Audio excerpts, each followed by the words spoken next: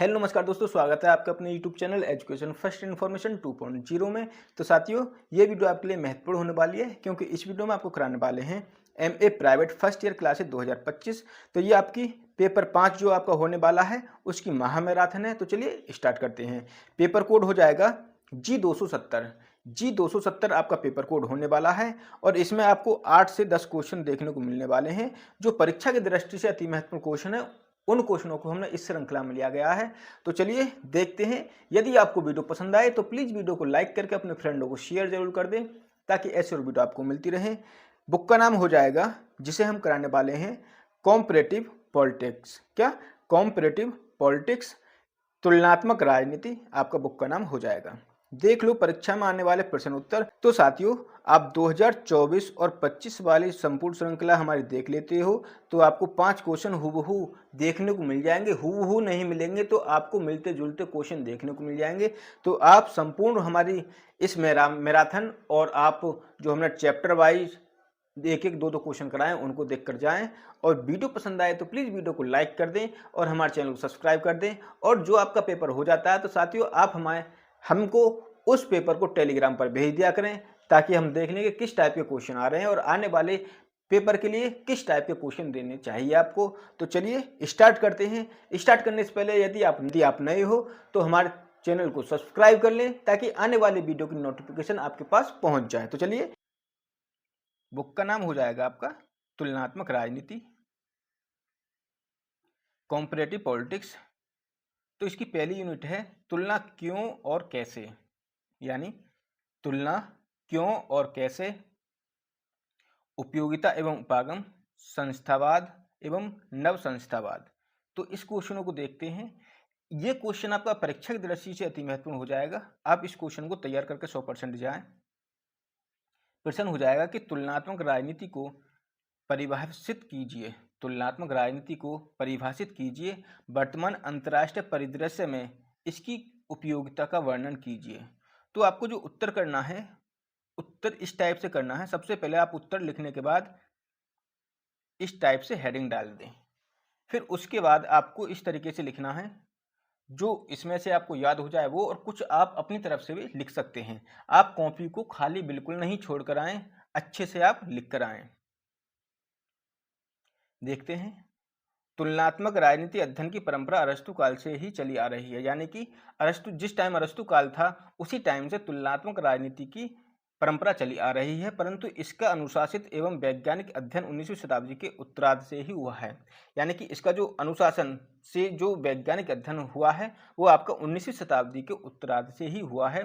परंतु प्रमुख रूप से द्वितीय विश्व युद्ध के उपरांत व्यवहारवादी विचारकों ने तुलनात्मक राजनीति को नया आयाम और सुदृढ़ता प्रदान की है। विगत कुछ वर्षों से राजनीतिक अध्ययन में तुलनात्मक विश्लेषण की पद्धति और दृष्टिकोण का प्रयोग जिस गति से बढ़ रहा है उससे संस्थात्मक तुलना इंस्टीट्यूशनल कंपैरिजंस के एक विस्तृत क्षेत्र का मार्ग खुल गया है।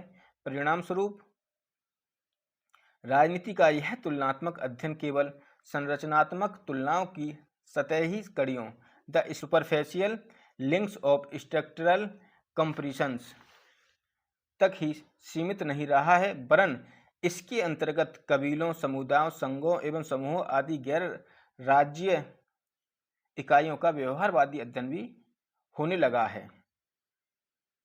आगे देखते हैं।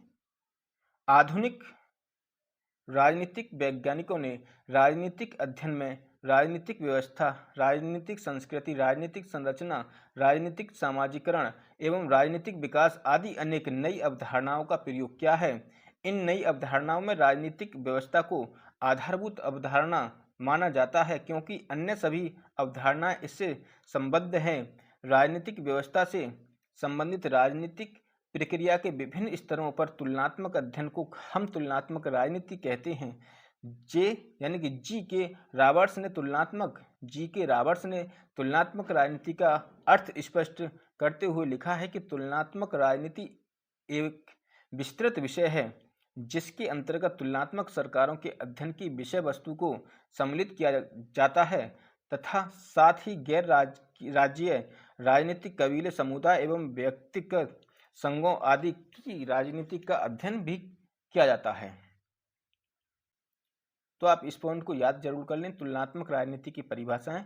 तुलनात्मक राजनीति की प्रमुख परिभाषा निम्नलिखित हैं। तो ये जो दे रखे हैं इनको आप एक बार अपनी कॉपी में लिखकर देख लें। इसी तरीके से आपको परिभाषा लिखनी है।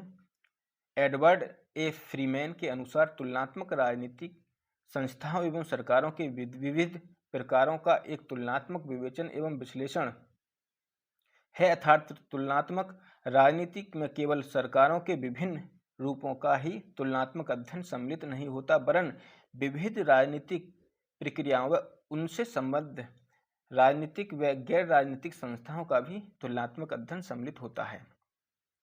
दूसरा, राल्फ ब्रेवनली के अनुसार तुलनात्मक राजनीति संपूर्ण सामाजिक व्यवस्था के उन तत्वों की पहचान व तुलनात्मक व्याख्या है जो राजनीतिक कार्यों व उनके संस्थागत प्रकाशन को प्रभावित करते हैं। एम कर्टिस के अनुसार यानी कि एम कर्टिस के शब्दों में तुलनात्मक राजनीतिक संस्थाओं की कार्यविधि व राजनीति व्यवहार की महत्वपूर्ण निरंतरताओं, समानताओं और असमानताओं का तुलनात्मक विश्लेषण है। आगे देखते हैं। जी.के. रॉबर्ट्स के अनुसार अब राजनीति का यह तुलनात्मक अध्ययन केवल संरचनात्मक तुलनाओं तक ही सीमित नहीं रहा है, वरन इसके अंतर्गत कबीले, समुदायों, संघों, समूहों और गैर राज्यीय इकाइयों का व्यवहारात्मक अध्ययन भी होने लगा है। यही कारण है कि आज तुलनात्मक राजनीति को या तो सब कुछ या कुछ नहीं कहा जाने लगा है।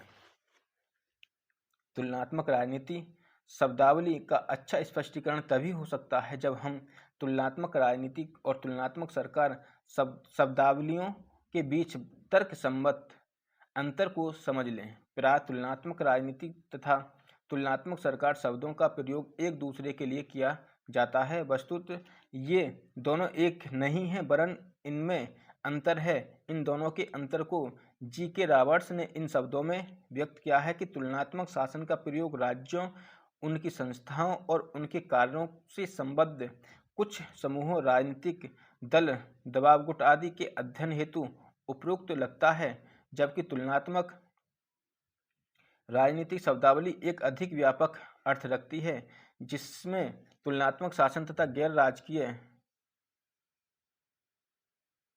राजकीय राजनीति, कबीले व निजी संस्थाएं आदि का भी समावेश किया जाता है। रॉबर्ट्स के इस कथन का आशय यह है कि राजनीति का तुलनात्मक अध्ययन केवल संरचनात्मक तुलनाओं तक ही सीमित नहीं रहा है, वरन इसके अंतर्गत कबीले, समुदायों, संघों, समूहों जैसी गैर राज्यीय इकाइयों का व्यवहारात्मक अध्ययन भी होने लगा है। जीन बुलांडेल के शब्दों में तुलनात्मक सरकार समकालीन विश्व में राष्ट्रीय सरकारों के प्रतिमानों का अध्ययन है। उपयुक्त विवेचन से स्पष्ट है कि जहां तुलनात्मक सरकार के अंतर्गत विभिन्न राजनीतिक व्यवस्थाओं, उनकी संस्थाओं और कार्यों का तुलनात्मक अध्ययन होता है, वहां तुलनात्मक राजनीति के अंतर्गत उपयुक्त बातों के साथ ही उन सभी विषयों का भी अध्ययन होता है जिन्हें हम गैर राज्यीय राजनीति के अध्ययन की संज्ञा दे सकते हैं। संक्षेप में कहा जा सकता है कि तुलनात्मक राजनीति एक विस्तृत विषय है जिसके अंतर्गत तुलनात्मक सरकारों के अध्ययन की विषय वस्तु को सम्मिलित किया जाता है तथा साथ ही गैर राज्यीय राजनीति, कबीले, समुदायों एवं व्यक्तिक संघों आदि की राजनीति का अध्ययन भी किया जाता है। तुलनात्मक राजनीति का संबंध राजनीतिक व्यवहार की संपूर्णता के अध्ययन से है। वस्तुतः तुलनात्मक राजनीति राजनीतिक संस्थाओं व राजनीतिक व्यवहार की समानताओं, असमानताओं के अध्ययन से संबद्ध है। अगला हो जाएगा अंतर्राष्ट्रीय परिदृश्य में तुलनात्मक राजनीति की उपयोगिता अथवा तुलनात्मक राजनीति महत्व। तो देखते हैं इसको। इस पॉइंट को आप इसी तरीके से लिख कर आएं अथवा नहीं लगाएं। इसकी आप इस तरीके से लिखें अंतर्राष्ट्रीय परिदृश्य में तुलनात्मक राजनीति की उपयोगिता, या फिर इसे लिखें तुलनात्मक राजनीति महत्व, जो भी आप क्वेश्चन के अकॉर्डिंग पूछें। तो तुलनात्मक राजनीति का अनुशासित एवं वैज्ञानिक अध्ययन पिछली कुछ शताब्दियों से ही प्रारंभ हुआ है। एम कर्टिस ने इसके महत्व के विषय में लिखा है कि तुलनात्मक राजनीति का अध्ययन समसामयिकी यानी कि समसामयिक राजनीतिक विज्ञान का हृदय है। अंतर्राष्ट्रीय परिदृश्य में तुलनात्मक राजनीति की उपयोगिता अथवा तुलनात्मक राजनीति के महत्व को निम्नवत स्पष्ट किया जा सकता है। जैसे पहला पॉइंट हो जाएगा कि राजनीति के अध्ययन को वैज्ञानिक बनाना। राजनीति कोई भी हो, राष्ट्रीय अंतर्राष्ट्रीय पर वो होती है, आप इसको उसी तरीके से आप क्वेश्चन लिख कर हैं। तुलनात्मक राजनीति का अध्ययन राजनीति के अध्ययन को वैज्ञानिक बनाने का प्रयास करता है। अरस्तु के समय में यानी कि अरस्तु के समय से ही विचारक तथा बुद्धिजीवी इस बात का प्रयत्न करते रहे हैं कि राजनीतिक व्यवहार से संबंधित ज्ञान को विज्ञान का स्वरूप प्रदान किया जाए। इस प्रयास में तुलनात्मक राजनीति का अध्ययन बहुत उपयोगी सिद्ध हुआ है। तुलनात्मक राजनीतिक अध्ययन इसलिए भी उपयोगी बन जाता है कि विविधता व अनेकता वाले राजनीतिक तथ्य आंकड़े विभिन्न राजनीतिक प्रक्रियाओं की तुलना से प्राप्त हो सकते हैं। एम कर्टिस के शब्दों में, जब से व्यवहारवादी दृष्टिकोण का प्रचलन हुआ है तब से आज तक राजनीति शास्त्र की वैज्ञानिकता की खोज की आधुनिकतम अभिव्यक्ति हम तुलनात्मक राजनीतिक अध्ययन में ही पाते हैं। व्यवहारवाद के विकास ने तुलनात्मक राजनीति को महत्वपूर्ण बना दिया है और यह विज्ञान के रूप में राजनीति शास्त्र के व्यापक विकास का अग्रदूत बन गया है। पीटर एच मर्कल के शब्दों में, तुलनात्मक अध्ययन के आधार पर ही राजनीति शास्त्र विज्ञान की श्रेणी में सम्मिलित हो सका है और संभवतः इसलिए अरस्तु के बाद से आज तक प्रतिष्ठित और श्रेष्ठतम विचारक राजनीति के तुलनात्मक विश्लेषण में रुचि ले रहे हैं या लेते रहे हैं। दूसरा पॉइंट हो जाएगा आपका, आप इसी तरीके से लिख कर आएँ जिस तरीके से हम आपको करा रहे हैं और आप कुछ शब्द अपनी तरफ से भी बनाकर लिख के आ सकते हैं। आप कॉपी बिल्कुल भी खाली छोड़कर नहीं आए। दूसरा पॉइंट है इसका, तुलनात्मक अध्ययन द्वारा सिद्धांत निर्माण। तुलनात्मक अध्ययन द्वारा ही किसी भी शास्त्र में सिद्धांत का निर्माण और नियमों का निरूपण संभव होता है। सीवी गैना के अनुसार राजनीति शास्त्र में ऐसे व्यापक सिद्धांतों की खोज की जाती रही है जो संपूर्ण विश्व के राजनीतिक व्यवहार को मोटे रूप में समझने में सहायता करें। राजनीतिक सिद्धांत मोटे रूप में दो भागों में विभक्त किए जा सकते हैं। पहला आदर्शमूलक सिद्धांत यानी कि नॉर्मेटिव थ्योरी तथा दूसरा आनुभविक सिद्धांत एम्पिरिकल थ्योरी। आदर्शमूलक सिद्धांत कल्पनाओं पर आधारित होते हैं। इन आदर्शात्मक सिद्धांतों में हम राजनीतिक व्यवस्थाओं के बारे में कोई कल्पना कर लेते हैं और तत्पश्चात उसे रचनात्मक रूप देते हैं। प्लेटो के आदर्श राज्य और दार्शनिक राजा कल्पना पर ही आधारित थे।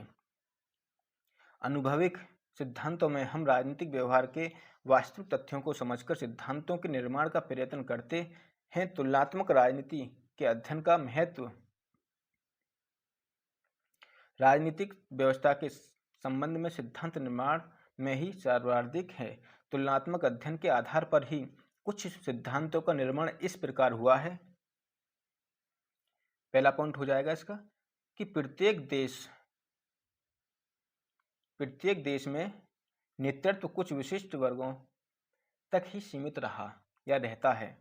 दूसरा, जिन देशों में निर्वाचित सरकार सफलतापूर्वक शासन का संचालन नहीं करती है उन देशों में सैन्य हस्तक्षेप की संभावना बढ़ जाती है।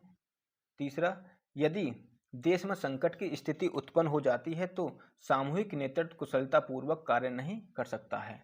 और चौथा, किसी भी शासन प्रणाली यानी संसदात्मक तथा अध्यक्षात्मक में संसद की संप्रभुता दृष्टिगोचर नहीं होती है।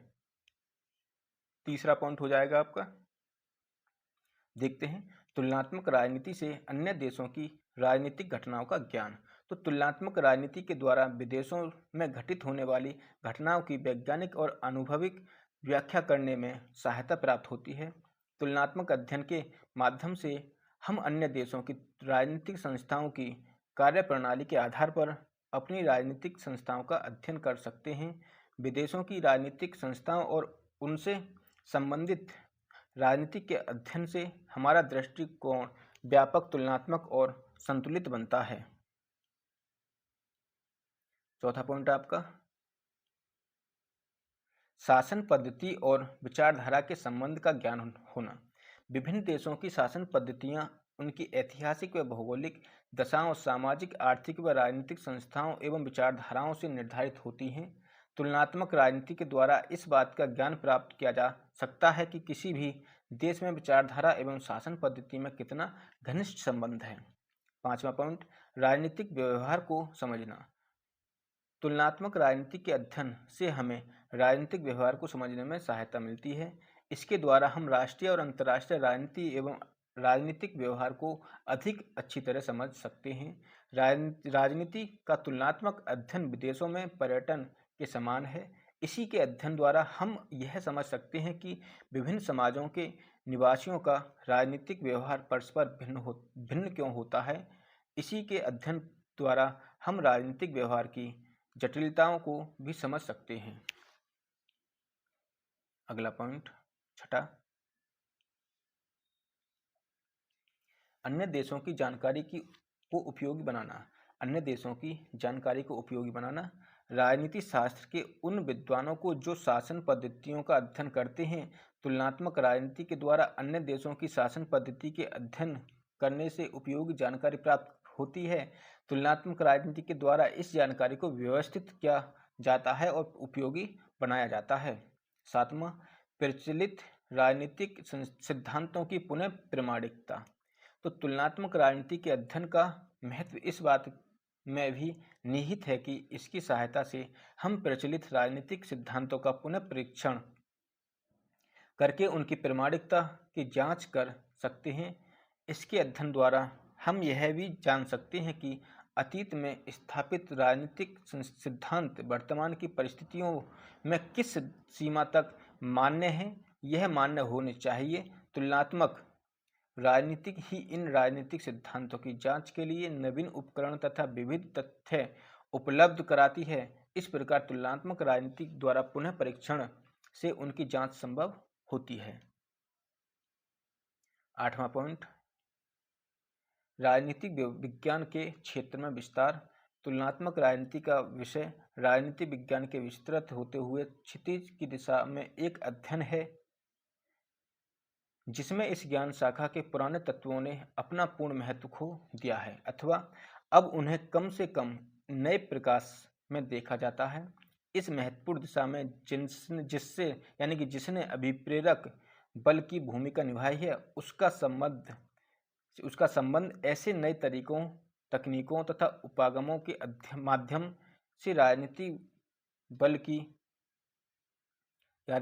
की वास्तविकता के अध्ययन के निरूपण से है, जिससे इसके अंतर्गत राजनीति का समस्त क्षेत्र विलीन हो जाते हैं, यानी कि विलीन समाप्त हो जाते हैं। नवा पॉइंट, अध्ययन सामग्री का परिवर्तित स्वरूप। तुलनात्मक राजनीति के प्रभाव के कारण राजनीतिक विज्ञान में सरकार नहीं वरन सरकारों का अध्ययन केंद्रीय विषय बन गया है, जिसका निहितार्थ निर्णयों का निर्माण है। चाहे यह निर्णय संयुक्त राष्ट्र में लिया गया हो अथवा नगर परिषद में, व्यापार संघ में हो अथवा पोप की गुप्त सभा में, बोर्ड कक्ष में हो अथवा किसी कबीले में। 10वां, तुलनात्मक राजनीति की महत्वपूर्ण भूमिका। तो तुलनात्मक राजनीति की महत्वपूर्ण भूमिका भी होती है, तो वो क्या है? तुलनात्मक राजनीति एक अविरल, कालातीत, सतत परिवर्तनशील तथा सार्वजनिक कार्यकलाप है, जिसकी महत्वपूर्ण अभिव्यक्ति विषय अवस्था आने पर समाधान करने के लिए निर्णय निर्माण करने में महत्वपूर्ण भूमिका का निर्वहन करती है। अगला पॉइंट, उपरोक्त विवेचन से स्पष्ट है कि तुलनात्मक राजनीति राजनीतिक व्यवहार को समझने, राजनीति शास्त्र को वैज्ञानिकता प्रदान करने तथा सिद्धांतों का निर्माण करने का बहुत महत्वपूर्ण और उपयोगी कार्य करती है। तुलनात्मक राजनीति का अध्ययन विदेशों में पर्यटन के समान है, जिससे हमें अन्य देशों के विषय में विभिन्न प्रकार की उपयोगी तथा शिक्षाप्रद जानकारी प्राप्त होती है। इसके द्वारा ही राजनीतिक सिद्धांतों की पुनः प्रमाणिकता परखने की विधि प्राप्त होती है। संक्षेप में, तुलनात्मक राजनीति के अध्ययन द्वारा अध्ययनकर्ता में आलोचनात्मक मूल्यांकन करने की प्रवृत्ति उत्पन्न होती है और वह एक वैज्ञानिक की भांति कार्य करती है। तुलनात्मक राजनीति का महत्व राजनीतिक व्यवहार को समझने में, राजनीति शास्त्र को विज्ञान बनाने में, आनुभविक अध्ययनों की औचित्य व प्रामाणिकता परखने में निहित है। तो साथियों, आपको वीडियो कैसी लगी? यदि आपको वीडियो पसंद आई हो तो वीडियो को लाइक करके अपने फ्रेंडों को शेयर कर दें ताकि ऐसे वीडियो आपको मिलते रहें। तो चलिए यहीं तक। जय हिंद साथियों। और आप थ्योरी अच्छे से याद कर जाएं और जो पॉइंट हैं, पॉइंट को भी आप अच्छे से तैयार करके जाएं ताकि अच्छे नंबर आ सकें। तो चलिए, प्रश्न है कि तुलनात्मक राजनीति के व्यवस्था विश्लेषण उपागम पर संक्षेप में प्रकाश डालिए अथवा ईस्टर्न के व्यवस्था विश्लेषण उपागम की चर्चा कीजिए। इन दोनों में से कोई भी क्वेश्चन आ जाए तो आपको यह उत्तर करना है जिसको हम कराने वाले हैं। सबसे पहले आपको हेडिंग डाल देनी है व्यवस्था विश्लेषण उपागम। क्या? व्यवस्था विश्लेषण उपागम, ये आपको हेडिंग डाल देनी है। हेडिंग डालने के बाद फिर आपको नई लाइन से ये लिखना है, आधुनिक युग में व्यवस्था शब्द का प्रयोग बहुत अधिक होने लगा है। आधुनिक युग में व्यवस्था शब्द का प्रयोग बहुत अधिक होने लगा है। व्यवस्था की अवधारणा को प्राकृतिक विज्ञानों से लिया गया है। तो इनको आप ब्लैक से भी कर सकते हैं, ब्लैक पेन से, यानी कि व्यवस्था की अवधारणा को कहाँ से लिया गया है? प्राकृतिक विज्ञानों से लिया गया है। तो व्यवस्था का शाब्दिक अर्थ है जटिल यानी कि समष्टि, अर्थात विभिन्न व्यष्टियों से युक्त परस्पर संबंधित समूह। वर्ड लेन्फी के अनुसार व्यवस्था एक अंतःक्रियाशील तत्वों का समूह है। आधुनिक राजनीतिक विद्वानों का मत है कि राजनीतिक व्यवस्था को भी एक व्यवस्था के रूप में देखा जाना चाहिए।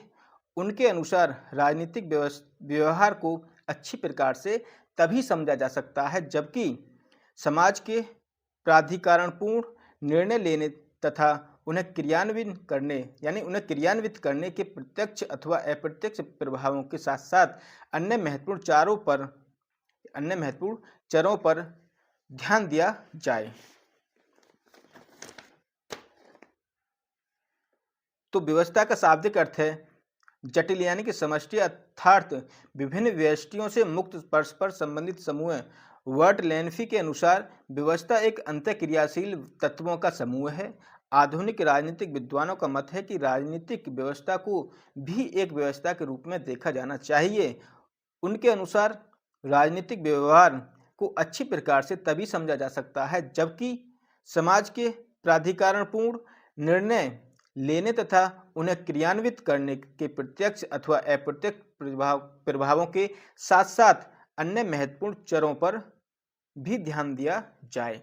यह उपागम वर्तमान समय में बहुत अधिक लोकप्रिय हो गया है, जैसा कि इस उपागम के नाम से ही सुझाया गया है कि यहाँ का केंद्र बिंदु वह व्यवस्थाएं हैं जिनकी परिभाषा ऐसे देशकाल के बंधे क्षेत्रों के रूप में की गई है कि जिनके अंगों में ऊर्जा का अंत परिवर्तन होता है, जो प्रकार्यात्मक संबंधों तथा अपने पर्यावरण से संबंध है।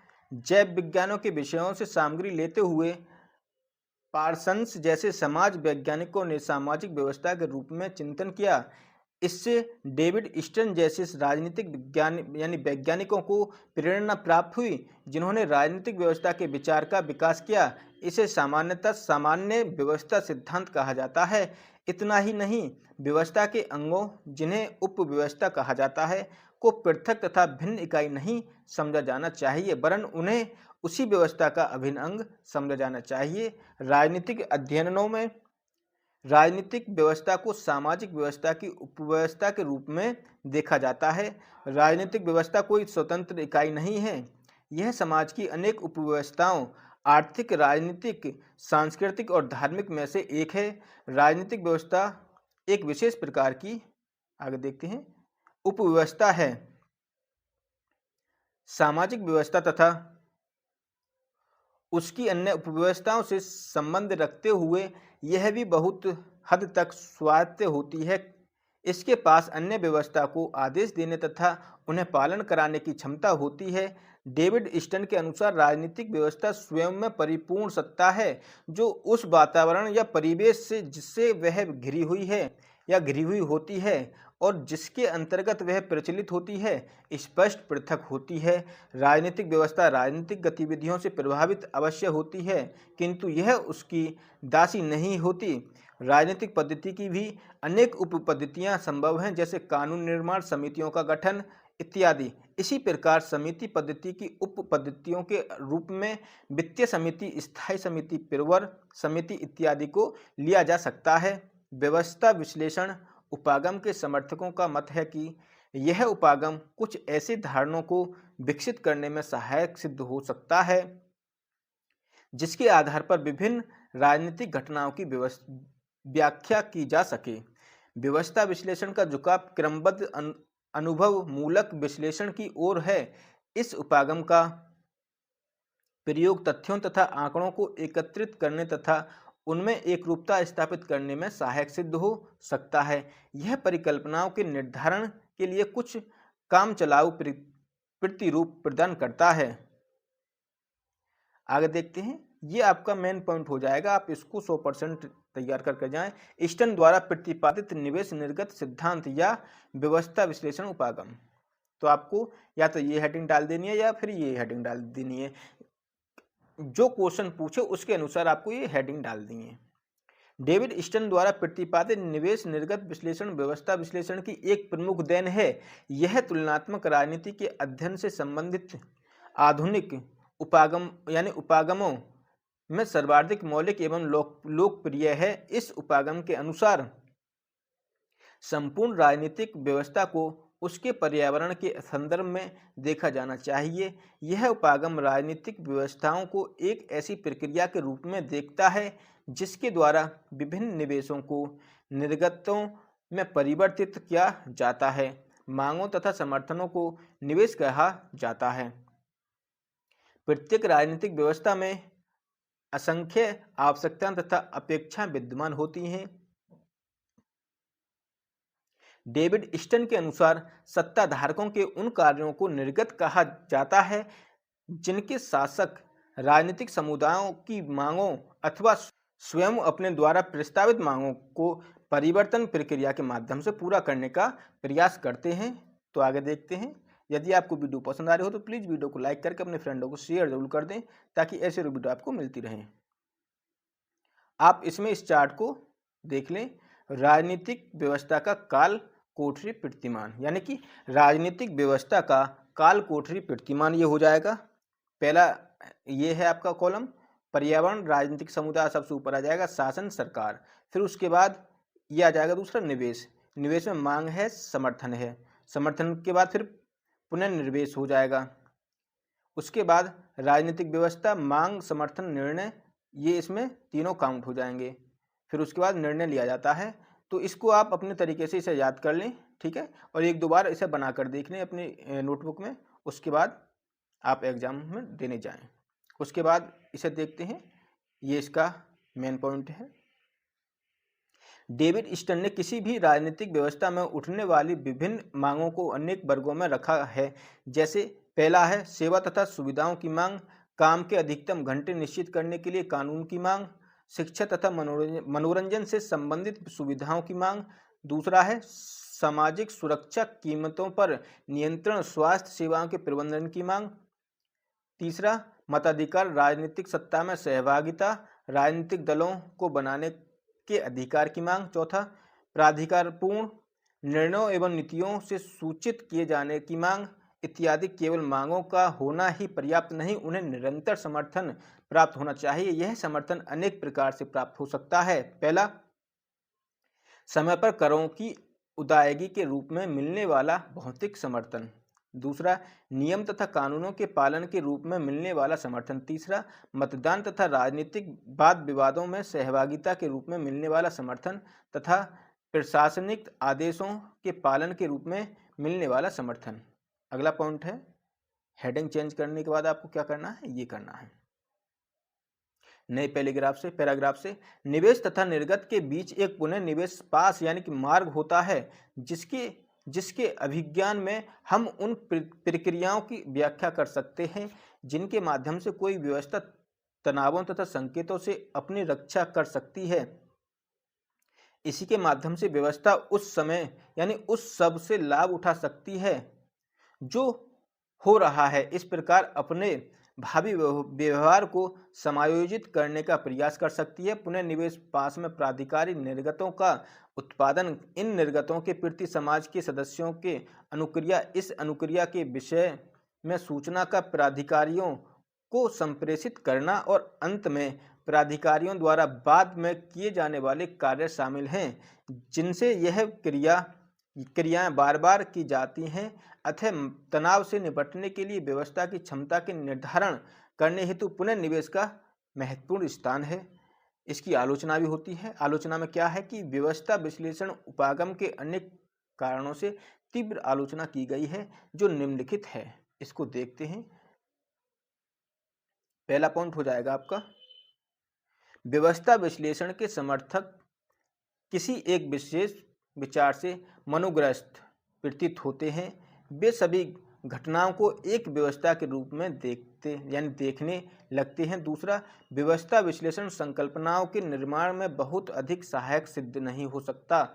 इस उपागम के आधार पर जिन संकल्पनाओं का निर्माण किया जाता है उनकी प्रकृति अमूर्त होती है, अतः उनकी अनुभव सिद्ध जांच नहीं की जा सकती। तीसरा, इस उपागम में मनोवैज्ञानिक कारणों की ओर कोई ध्यान नहीं दिया गया। इस उपागम में क्रांतिकारी परिवर्तनों को स्पष्ट करने की क्षमता नहीं होती है। इसमें यह मानकर चला जाता है कि राजनीतिक व्यवस्था में आए सभी परिवर्तन विकासवादी प्रवृत्ति के होंगे। पांचवा, स्टर्न ने राजनीतिक व्यवस्था को अत्यधिक स्वायत्तता प्रदान की है। राजनीतिक व्यवस्था को स्वायत्त मानना विभिन्न व्यवस्थाओं की अंतःक्रिया की अनदेखी करना है। तो ये आपका पहला क्वेश्चन हो गया। यदि आपको वीडियो पसंद आई हो तो प्लीज़ वीडियो को लाइक करके अपने फ्रेंडों को शेयर कर दें ताकि ऐसी और वीडियो आपको मिलती रहें। इसके बाद अगला क्वेश्चन है हमारा क्वेश्चन 6 आपकी बुक का है। आगे देखते हैं इसको। यदि आपको क्वेश्चन बढ़िया लगे तो प्लीज़ वीडियो को लाइक कर दें और वीडियो अच्छी लग रही हो तो प्लीज़ एक कमेंट कर दें। क्वेश्चन है कि तुलनात्मक राजनीति के आधुनिक उपागमों की विशेषताओं का विवेचन कीजिए अथवा तुलनात्मक आधुनिक उपागम की विशेषताओं और आलोचना लिखिए। तो क्वेश्चन को दोबारा पढ़ लो कि तुलनात्मक राजनीति के आधुनिक उपागमों की विशेषताओं का विवेचन कीजिए अथवा तुलनात्मक आधुनिक उपागम की विशेषताएं और आलोचना की लिखिए। तो इन दोनों में से कोई भी क्वेश्चन आ जाए, आपको यही क्वेश्चन लिख के आना है जिसे हम कराने वाले हैं।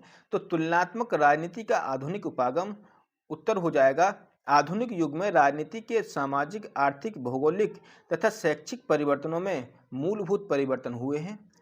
परिणाम स्वरूप तुलनात्मक राजनीति का परंपरागत दृष्टिकोण निरर्थक हो गया है। आधुनिक दृष्टिकोण के अभ्युदय में विभिन्न क्षेत्रों में हुए परिवर्तनों के साथ साथ परंपरागत उपागमों की अपूर्णता भी मुख्य कारक रहा है। डेविड एवं लेविस ने आधुनिक दृष्टिकोण के विषय में कहा है, वर्तमान में तुलनात्मक राजनीति के अध्ययनकर्ता के समक्ष समस्या विचारों की दुर्लभता नहीं वरन उसके क्षेत्र में पद्धतियों की विभिन्नता है। इस प्रकार स्पष्ट है कि परंपरागत उपागमों के पास आधुनिक राजनीतिक विविधताओं से भरी व्यवस्थाओं की तुलना करने की विधि का अभाव था। अगला है कि अगला हेडिंग है, आपको इसी तरीके से लिखनी है कि आधुनिक उपागमों की विशेषताएं। तो आधुनिक उपागमों की विशेषताएं आप एक एक करके अपनी जब एग्जाम दो उसे तैयार कर जाएं। ठीक है। आधुनिक उपागमों की विशेषताएं निम्नलिखित हैं, इनको देखते हैं। पहला है वैज्ञानिक विधि का अत्यधिक प्रयोग। तो आधुनिक उपागम में अध्ययन की वैज्ञानिक विधि को अपनाया गया है। इस विधि में कार्य, कारण तथा क्रिया प्रतिक्रिया के सिद्धांतों के आधार पर व्यवस्थित व्याख्या की जाती है। वास्तव में आधुनिक युग वैज्ञानिक युग है तथा जीवन एवं ज्ञान के प्रत्येक क्षेत्र में वैज्ञानिकता का समावेश है। इसलिए वर्तमान युग में तुलनात्मक राजनीति के क्षेत्र में वैज्ञानिक विधि प्रयुक्त की जाती है। अगला पॉइंट हो जाएगा आपका सेकंड, राजनीतिक संस्थाओं का अध्ययन सामाजिक आधार पर करना। यानी कि राजनीतिक संस्थाओं का अध्ययन सामाजिक आधार पर करना। तो आधुनिक युग में तुलनात्मक राजनीति के अध्ययन के लिए अपनाया गया उपागम राजनीतिक संस्थाओं का अध्ययन सामाजिक आधार पर करता है, क्योंकि व्यक्ति अपने सामाजिक प्राणी हैं। व्यक्ति पहले सामाजिक प्राणी है, अतः समाज में रहते हुए ही राजनीतिक संस्थाओं का अध्ययन किया जाना चाहिए। तीसरा पॉइंट, विश्लेषण पर अत्यधिक बल। तो यह दृष्टिकोण विस्तृत तथा विश्लेषणात्मक है। आधुनिक युग में राजनीतिक का अध्ययन विश्लेषणात्मक हो गया है। परिकल्पनाएं करने के पश्चात ही परीक्षण किए जाते हैं और आंकड़े एकत्रित करके सामान्यीकरण के लिए विश्लेषण तुलनात्मक परिप्रेक्ष्य में किया जाता है। इसलिए विश्लेषणात्मक विधि तुलनात्मक राजनीति में अब बहुत महत्वपूर्ण नहीं रही है। चौथा पॉइंट, राजनीतिक व्यवस्था का अध्ययन।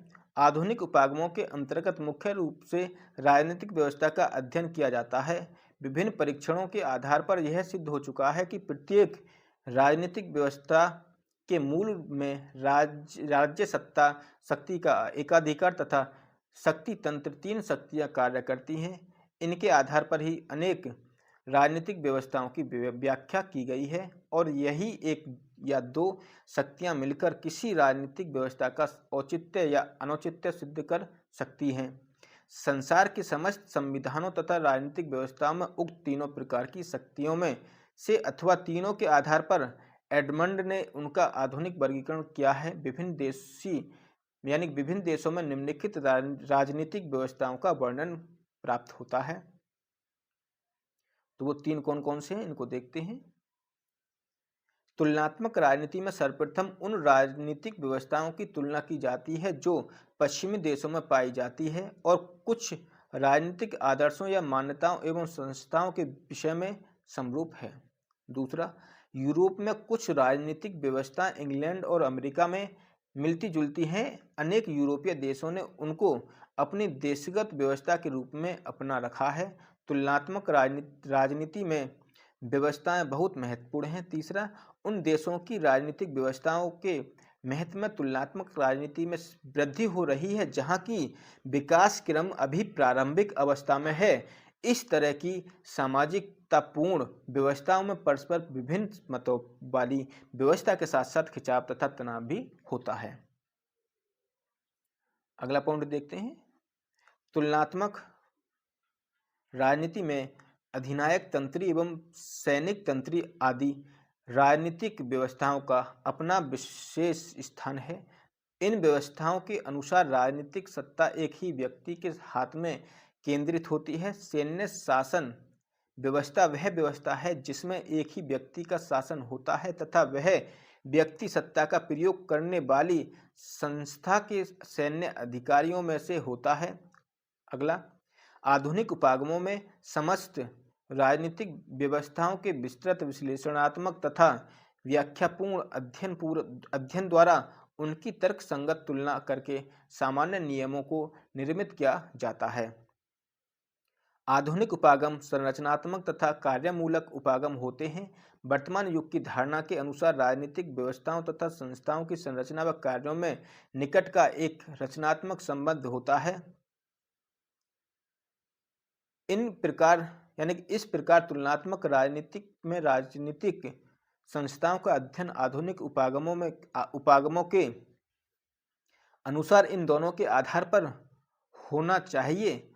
उदाहरणार्थ, किसी संस्था के विषय में ज्ञान प्राप्त करने या तुलना करने के लिए उसके स्वरूप को जानने के साथ साथ संस्था की संरचना, संगठन तथा कार्य का वास्तविक संबंध भी जानना चाहिए। प्राचीन मत अब परिवर्तित हो चुका है कि राजनीतिक संस्थाओं की संरचना और कार्यों में ऐसा संबंध है जो एक दूसरे के लिए नियामक हैं। स्वायत्त एकता दोनों में व्याप्त है। इस मत को और भी स्पष्ट करते हुए कहा है कि प्रत्येक संस्था और व्यवस्था में दो प्रकार के कार्य होते हैं, आंतरिक एवं बाह्य। आगे देखते हैं तुलनात्मक राजनीति के आधुनिक उपागमों की आलोचना। तो तुलनात्मक राजनीति के अध्ययन की वर्तमान स्थिति बहुत अच्छी नहीं है। अधिकांश विद्वान तुलनात्मक राजनीति की विभिन्न अवधारणाओं, मान्यताओं तथा अध्ययन पद्धतियों के विषय में मतैक्य नहीं है। तुलनात्मक राजनीति के अध्येताओं के पास इतने अधिक कार्य हैं कि वे उन्हें संतोषजनक ढंग से पूरा नहीं कर पाते। आधुनिक तुलनात्मक राजनीति के प्रमुख दोष निम्नलिखित हैं। तो कौन कौन से उनको देखते हैं। पहला दोष हो जाएगा इसका अत्यधिक दुख यानी कि अत्यधिक दुस्साध्य विषय क्षेत्र। तुलनात्मक राजनीति का विषय क्षेत्र अत्यधिक विस्तृत है। जे.के.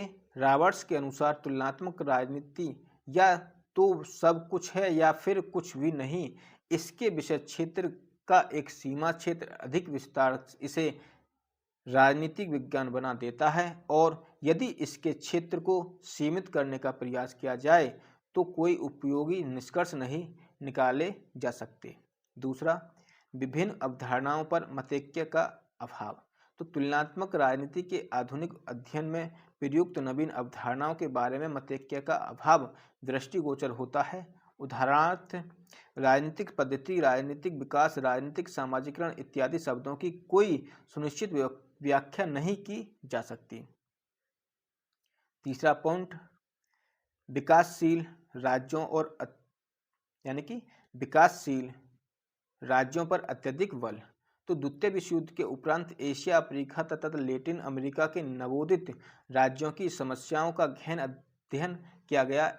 इन राजनीतिक व्यवस्थाओं को समझने के लिए नई नई संकल्पनाओं तथा अध्ययन दृष्टिकोणों को अपनाया गया। ये प्रयास अधिक सार्थक सिद्ध नहीं हो सके क्योंकि व्यवस्थाएं अभी संक्रमणकालीन अव्यवस्था से गुजर रही हैं और नवीन यानी कि इनमें तीव्र गति से परिवर्तन हो रहे हैं। व्यवहारवाद पर अत्यधिक बल। तो तुलनात्मक राजनीति के आधुनिक उपागमों में राजनीतिक व्यवहार पर अत्यधिक बल दिया गया है।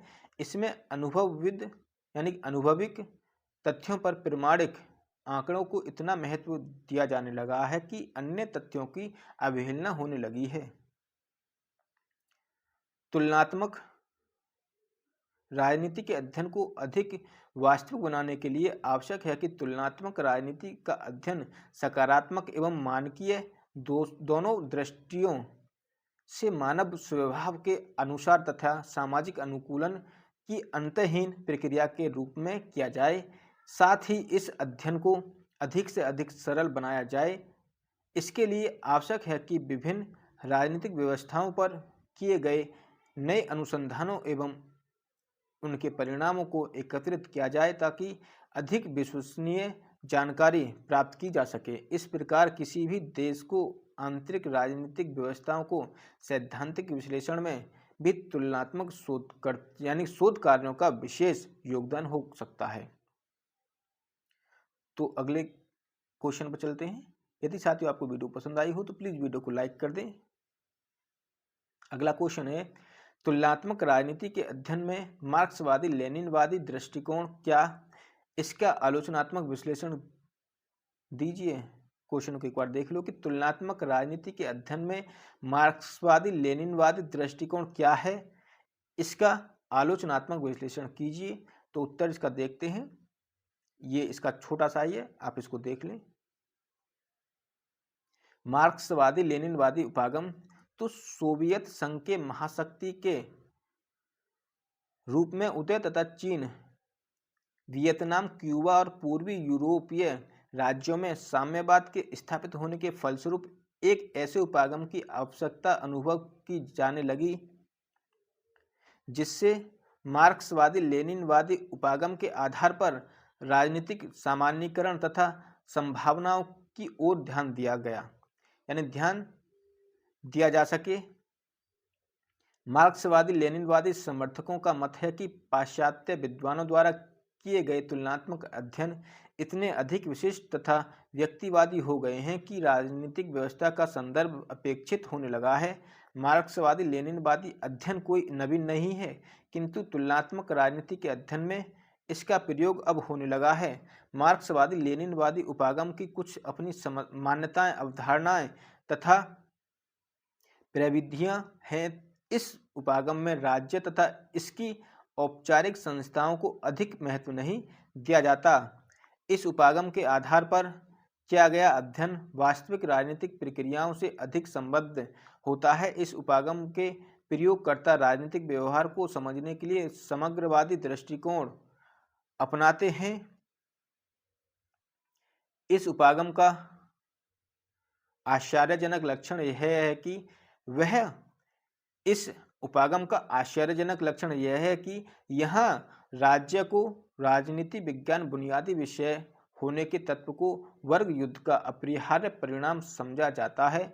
इस नाते मार्क्स की द्वंद्ववाद की प्रणाली अंतिम परिणति सामाजिक जीवन की राज्यविहीन अवस्था के औचित्य से है, जो सामाजिक विकास की अंतिम अवस्था के रूप में अस्तित्व में आएगी।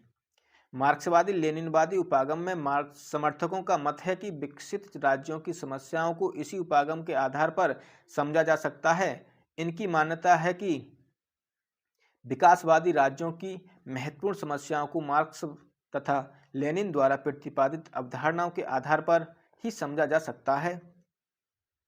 मार्क्सवादी लेनिन उपागम के समर्थक सामाजिक जीवन में शक्ति के आर्थिक पहलू को सर्वोच्च मानते हैं तथा राजनीतिक शक्ति को आर्थिक शक्ति के अधीन मानते हैं। इनके अनुसार जिस वर्ग के पास आर्थिक शक्ति होती है वही अन्य वर्गों पर अत्यधिक आधिपत्य स्थापित कर लेता है। आगे देखते हैं। इसकी आलोचना करते हैं कि इस उपागम की निम्नलिखित आधारों पर आलोचना की गई है। मार्क्सवादी लेनिनवादी उपागम में अत्यधिक विहंगम दृष्टिकोण अपनाया गया है। इसमें छोटे छोटे किंतु महत्वपूर्ण तथ्यों की ओर ध्यान नहीं दिया जाता। मार्क्सवादी लेनिनवादी उपागम के समर्थक एक ओर तो सामान्य सिद्धांत प्रतिपादित करना चाहते हैं, दूसरी ओर इसकी जांच के लिए आवश्यक सामग्री नहीं जुटा पाते हैं। अतः इससे सैद्धांतिक परिशुद्धता का अभाव देखने को मिलता है। आगे देखते हैं। तीसरा, इस उपागम में समष्टि को इकाई मानकर ही अध्ययन किया जाता है। वर्तमान समय में राजनीतिक व्यवहार इतनी जटिल हो गया है कि इसे व्यष्टि स्तर पर भी पूरी तरह नहीं समझा जा सकता। चौथा, मार्क्सवादी लेनिनवादी उपागम विकसित तथा स्थिर राजनीतिक पद्धतियों के अध्ययन के लिए अधिक लाभप्रद नहीं है। तो साथियों, यहीं तक ये क्वेश्चन। यदि आपको वीडियो पसंद आई हो तो प्लीज़ वीडियो को लाइक करके अपने फ्रेंडों को शेयर कर दें ताकि ऐसे और वीडियो आपको मिलती रहे। तो क्वेश्चन हो जाएगा, संविधानवाद क्या है? संविधान व संविधानवाद में अंतर लिखिए। क्वेश्चन को एक बार पढ़ लो कि संविधानवाद क्या है, संविधान व संविधानवाद में क्या अंतर है, लिखिए। और अथवा संविधानवाद की परिभाषा दीजिए और संविधान एवं संवैधानिक सरकार में अंतर स्पष्ट कीजिए। अथवा संविधानवाद का अर्थ क्या है, संविधान और संवैधानिक सरकार में क्या अंतर है, स्पष्ट कीजिए। तो इन तीनों में से कोई भी क्वेश्चन आ जाए, आपको उत्तर ये वाला कर देना है जिसको हम कराने वाले हैं। तो चलिए देखते हैं संविधान का अर्थ एवं परिभाषाएं। संविधानवाद का अर्थ एवं परिभाषाएं। तो देखते हैं अर्थ क्या है संविधान का कि संविधानवाद संविधानवाद उन विचारों व सिद्धांतों की ओर संकेत करता है जो उस संविधान के मूल समाहित होते हैं, यानी कि उस संविधान के मूल में समाहित होते हैं, जिनके माध्यम से राजनीतिक सत्ता पर प्रभावी रूप से नियंत्रण स्थापित किया जा सकता है। वस्तुतः यह संविधान पर आधारित विचारधारा है जिसका अभिप्राय यह है कि शासन संवैधानिक नियमों तथा विधियों के अनुसार ही संचालित हो तथा उस पर प्रभावशाली नियंत्रण स्थापित किया जा सके, जिससे वे मूल्य तथा राजनीतिक आदर्श सुरक्षित रह सकें, जिनके लिए समाज राज्य के बंधनों को स्वीकार करता है। परंतु संविधानवाद केवल संविधान के नियमों के अनुरूप शासन संचालन मात्र ही नहीं है, वरन उससे कुछ अधिक संविधानवाद सीमित तथा नियंत्रित शासन का एक रूप है। संविधानवाद संविधान की प्रकृति की ओर संकेत करता है। परिभाषाएं इसकी निम्न है। तो देखते हैं, संविधानवाद लोकतांत्रिक मान्यताओं और व्यवस्था पर आधारित एक ऐसी व्यवस्था है जो कानून और नियम से संचालित होती है और जिसमें शक्तियों के केंद्रीकरण और निरंकुश सत्ता के लिए कोई स्थान नहीं है। संविधानवाद की प्रमुख परिभाषा निम्नलिखित हैं, उनको देखते हैं। पहला हो जाएगा पिनोक एवं स्मिथ के अनुसार संविधानवाद उन विचारों की ओर संकेत करता है जो उस संविधान का विवेचन और समर्थन करते हैं तथा जिनके माध्यम से राजनीतिक शक्ति पर प्रभावी नियंत्रण स्थापित करना संभव होता है। अगला है कार्ल जे फेडरिक के अनुसार शक्ति विभाजन सभ्य शासन अथवा सरकार का आधार है और यही संविधानवाद है। अगला पॉइंट कोरी एवं अब्राहम के अनुसार स्थापित संविधान के निर्देश के अनुसार संचालित शासन को संविधानवाद कहा जाता है। प्रोफेसर केसी हेयर के अनुसार संविधान शासन का अर्थ किसी संविधान के नियमों के अनुसार शासन चलाने से कुछ अधिक है। इसका अर्थ है कि निरंकुश शासन के विपरीत नियमानुकूल शासन अर्थात केवल अधिकार का प्रयोग करने वालों को इच्छा और क्षमता के अनुसार चलने वाला शासन नहीं, वरन संविधान के नियमों के अनुसार चलने वाला शासन। इसलिए ऐसा होना चाहिए, यानी कि ऐसा होना संभव है कि किसी देश का शासन संविधान के नियमों के अनुकूल तो चलता हो, पर वह संविधान ही ऐसा हो कि उससे केवल शासन की संस्थाएं स्थापित भर होती हों और उन संस्थाओं को अपनी मनमानी करने की स्वतंत्रता हो। ऐसे शासन को संवैधानिक शासन कहना उचित नहीं है। संविधान की वास्तविक सार्थकता और उसके पीछे मौलिक उद्देश्य यही है कि शासन की सीमाएं निश्चित की जा सकें और शासन चलाने वालों के ऊपर कानूनों तथा नियमों के मानने का बंधन रहे। उपयुक्त परिभाषाओं से स्पष्ट होता है कि संविधान वह विचारधारा है जिसमें शासन जनता की आस्थाओं, मूल्यों और आदर्शों को परिलक्षित करने वाले संविधान के नियमों और सिद्धांतों के आधार पर किया जाता है तथा इसमें शासकों की शक्तियों को प्रतिबंधित, मर्यादित और सीमित रखा जाता है। संक्षेप में सीमित शासन की व्यवस्था को ही संविधानवाद कहा जाता है। यह संवैधानिक शासन व्यवस्था के प्रति आस्था का प्रतीक है। संविधानवाद में व्यक्ति की अपेक्षा कानून के शासन को सर्वोच्चता प्रदान की जाती है। संविधानवाद तथा संवैधानिक सरकार में अंतर तो देखते हैं।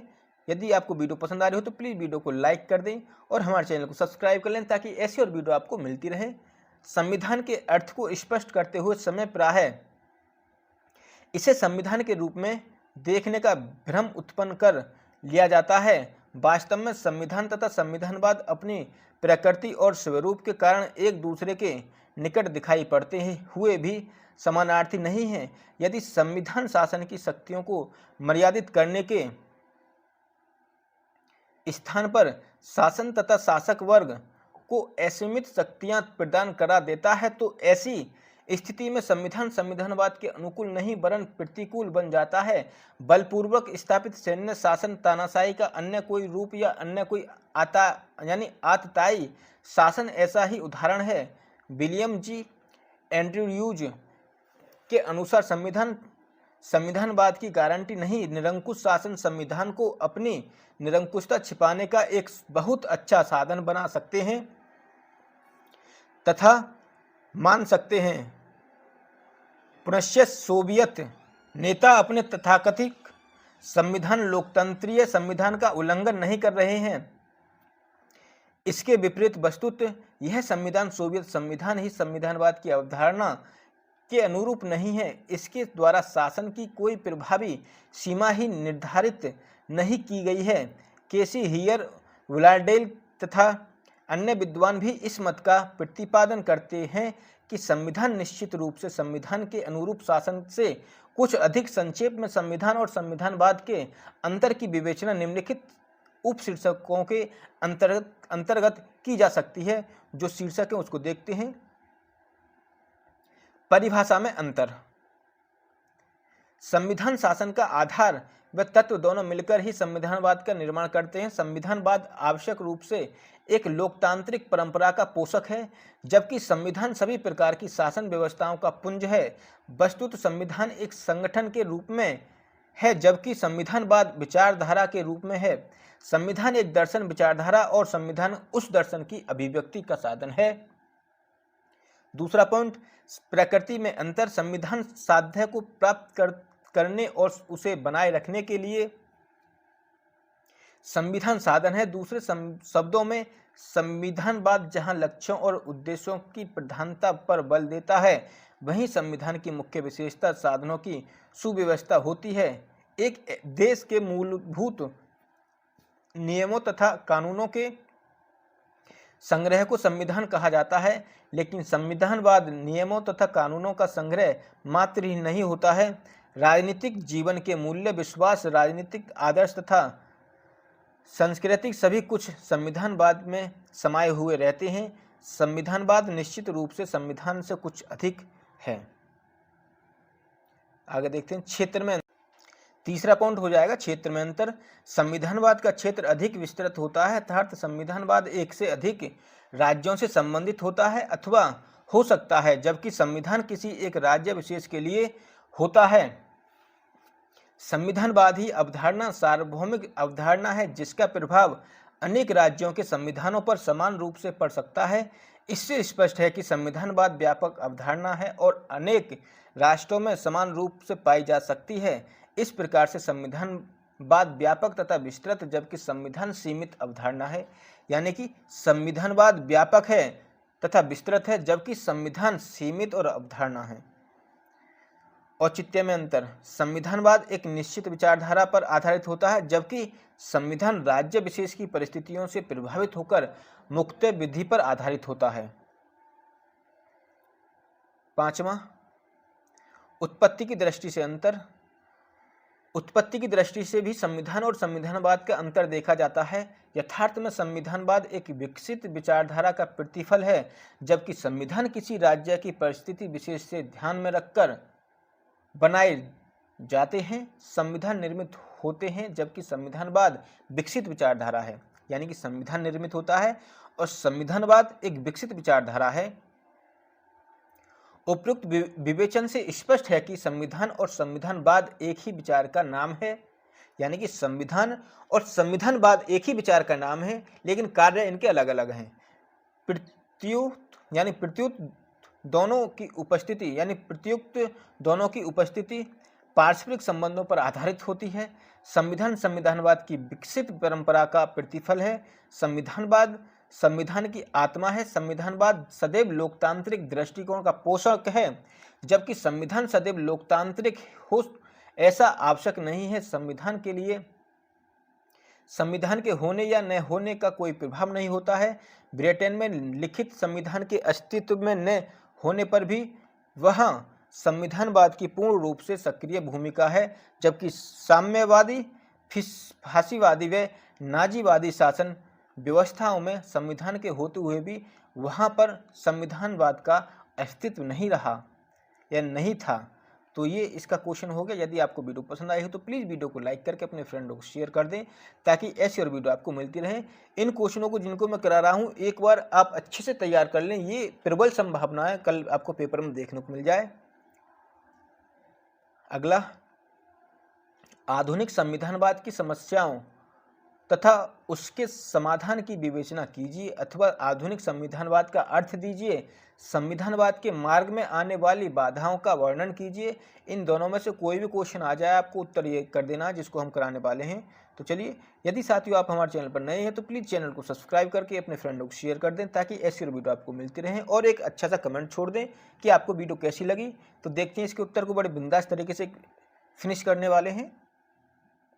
संविधानवाद एक विकासशील अवधारणा है जो समाज और राज्य में हो रहे सामाजिक और राजनीतिक विकास के साथ विकसित होती रही है। यही कारण है कि राजनीति शास्त्र के विद्वान संविधानवाद के विकास को समाज के विकास की 3 श्रेणियों में ही रखकर देखते हैं। ये 3 श्रेणियां क्रम से प्राचीन संविधानवाद, मध्ययुगीन संविधानवाद और आधुनिक संविधानवाद हैं। प्राचीन संविधानवाद तत्कालीन यानी तत्कालीन राजनीतिक परिवेश में पूर्णतः प्रभावित था। प्राचीन समय में राजनीतिक और नीतिशास्त्र व्यक्ति और राज्य में कोई अंतर नहीं किया गया था। प्लेटो के अनुसार राज्य व्यक्ति की संपूर्णता का नाम है। रोमन संविधानवाद का महत्व C.F. स्ट्रोंग के अनुसार प्राचीन संविधानवाद के संदर्भ में वैसा ही है जैसा कि आज की दुनिया में ब्रिटिश संविधान ले रहा है। रोम में जब गणतंत्रों का पतन हो गया और उसके स्थान पर निरंकुश और अत्याचारी शासन व्यवस्थाओं की स्थापना हुई तो रोमन साम्राज्य का पतन हो गया। इससे संविधानवाद की परंपरा को पर्याप्त रूप से बल मिला। संविधानवाद की इस श्रेणी में व्यक्ति के हितों को राज्य के हितों से पृथक करके नहीं देखा गया।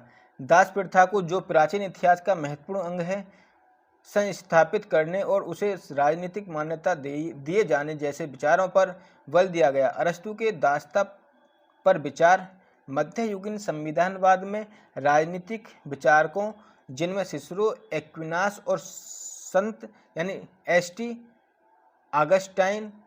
संत अगस्टाइन का नाम प्रमुख है, ने राज्य और चर्च की समन्वयता को स्थापित किया और इस प्रकार व्यक्ति के भौतिक और आध्यात्मिक कल्याण की विचारधारा को सुस्थापित किया। किंतु इतना अवश्य है कि जब दास प्रथा का स्वरूप और उसका समाज से संबंध परिवर्तित हुआ तो संविधानवाद ने स्वतंत्रता, समानता और बंधुत्व की विचारधारा को जन्म दिया। यह विचारधारा आज के संविधानवाद का प्राण बनी हुई है। व्यक्ति की स्वतंत्रता, शासन की निरंकुशता पर प्रतिबंध, विधि का शासन, मौलिक अधिकारों को राष्ट्रीय संरक्षण आदि कुछ ऐसी विशेषताएं हैं जो आधुनिक संविधानवाद को प्राचीन और मध्यकालीन संविधान से पृथक करती हैं। आगे देखते हैं। द्वितीय विश्व युद्ध के पश्चात राजनीतिक विकास की भूमि में, यानी कि द्वितीय विश्व युद्ध के पश्चात के राजनीतिक विकास की भूमि में प्रोफेसर विलियम्स डी एंड्रयूज ने संविधानवाद पर 3 रूपों में प्रभाव होने की ओर संकेत किया है। ये 3 प्रभाव क्रमशः पश्चिमी परंपरागत लोकतंत्रवाद के विषय में लोक की अनास्था, सोवियत समाजवादी गणतंत्र का विश्व की महान शक्ति के रूप में विकास और फांसीवाद तथा नाजीवाद की द्वितीय विश्व युद्ध में भयंकर पराजय है। इस तथ्य को प्रसिद्ध इतिहासकार रजनी पामदत्त ने भी अपनी पुस्तक फांसीवाद और सामाजिक क्रांति में स्पष्ट किया है। कुछ विद्वानों की मान्यता है कि द्वितीय विश्व युद्ध के पश्चात लोकतंत्र को सबसे बड़ा खतरा साम्यवाद से है और उनके मत में यह खतरा निश्चय ही आधुनिक संविधानवाद की परंपराओं के लिए। द्वितीय विश्व युद्ध के पश्चात यद्यपि अनेक विकासशील राज्यों में वेस्टमिनिस्टर व्यवस्था को राज्य व्यवस्था का आधारभूत सिद्धांत माना गया, किंतु इस व्यवस्था से अनभिज्ञता और इसकी आवश्यकता शर्तों की अनुपस्थिति के कारण यह अधिक समय तक स्थिर नहीं रह सका। परिणाम स्वरूप कुछ राज्यों में सैनिक तंत्र, कहीं अधिनायकवाद और कहीं हिंसा पर आधारित एक तंत्रवादी शासन स्थापित हो गए हैं जो आधुनिक संविधानवाद के संदर्भ में विचार करने पर बाध्य करते हैं। आधुनिक संविधानवाद की समस्याएं अथवा आधुनिक संविधानवाद के मार्ग में आने वाली बाधाएं। पॉइंट है, आधुनिक संविधानवाद की समस्याएं अथवा संविधानवाद के मार्ग में आने वाली बाधाएं। इनको देखते हैं। यदि आपको वीडियो पसंद आए तो प्लीज़ वीडियो को लाइक जरूर कर दें। आधुनिक संविधानवाद को अनेक समस्याओं का सामना करना पड़ रहा है, क्योंकि जब तक यह इन समस्याओं का समाधान नहीं कर लेता है तब तक इसके भविष्य को सरलता सुगत नहीं कहा जा सकता। इसकी प्रमुख समस्याएं निम्नलिखित हैं, इनको देखते हैं। पहला हो जाएगा युद्ध जैसी स्थितियां आधुनिक समय में प्रत्येक राज्य के समक्ष एक विकट समस्या के रूप में है। शास्त्रीकरण की दौड़ में संलग्न प्रत्येक राष्ट्र का अपना सामाजिक और आर्थिक विकास अच्छे ढंग से है अच्छे ढंग से नहीं हो पा रहा है, यानी कि अच्छे ढंग से नहीं हो पा रहा है, और परिणाम स्वरूप संविधानवाद के प्रति उसकी आस्था को अधिक महत्व नहीं दिया जा रहा है। युद्ध काल में ही सरकार पूर्ण तथा निरपेक्ष शक्ति का दावा करती है तथा विदेशी आक्रमण से देश की सुरक्षा करने के नाम पर लोगों की आवश्यकता स्वतंत्रताओं को कुचलने की सीमा तक चली जाती है। सरकार अनिवार्य भर्ती, सैनिक प्रशिक्षण, प्रमुख उद्योगों के राष्ट्रीयकरण, समाचार पत्रों पर नियंत्रण आदि ऐसे अनेक उपाय करती है जिसमें देश की सुरक्षा की जाए। ऐसा प्रतीत होता है कि युद्धकाल में संवैधानिक सरकार का ढांचा नष्ट हो जाता है।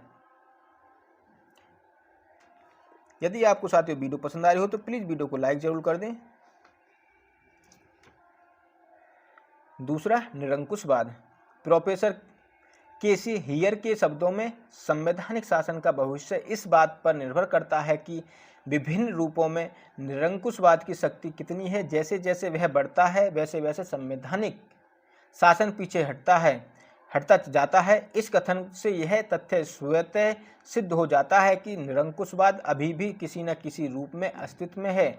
यह अवसर पाकर अधिक भयंकर अथवा विकट रूप धारण कर सकता है तथा संविधानवाद की सुस्थापित परंपराओं के लिए गंभीर संकट उत्पन्न कर सकता है। तीसरा पॉइंट, संस्थागत समस्या। संविधान के समक्ष सबसे गंभीर समस्या आधुनिक संसदीय प्रणाली से संबंधित है। आर्थिक महत्व के विकास आधुनिक राज्यों के लिए अधिक आवश्यक हो गए हैं, जो संसदीय प्रणाली के केंद्रीय प्रभुत्व के ढांचे में सफलतापूर्वक हल नहीं किए जा सकते हैं।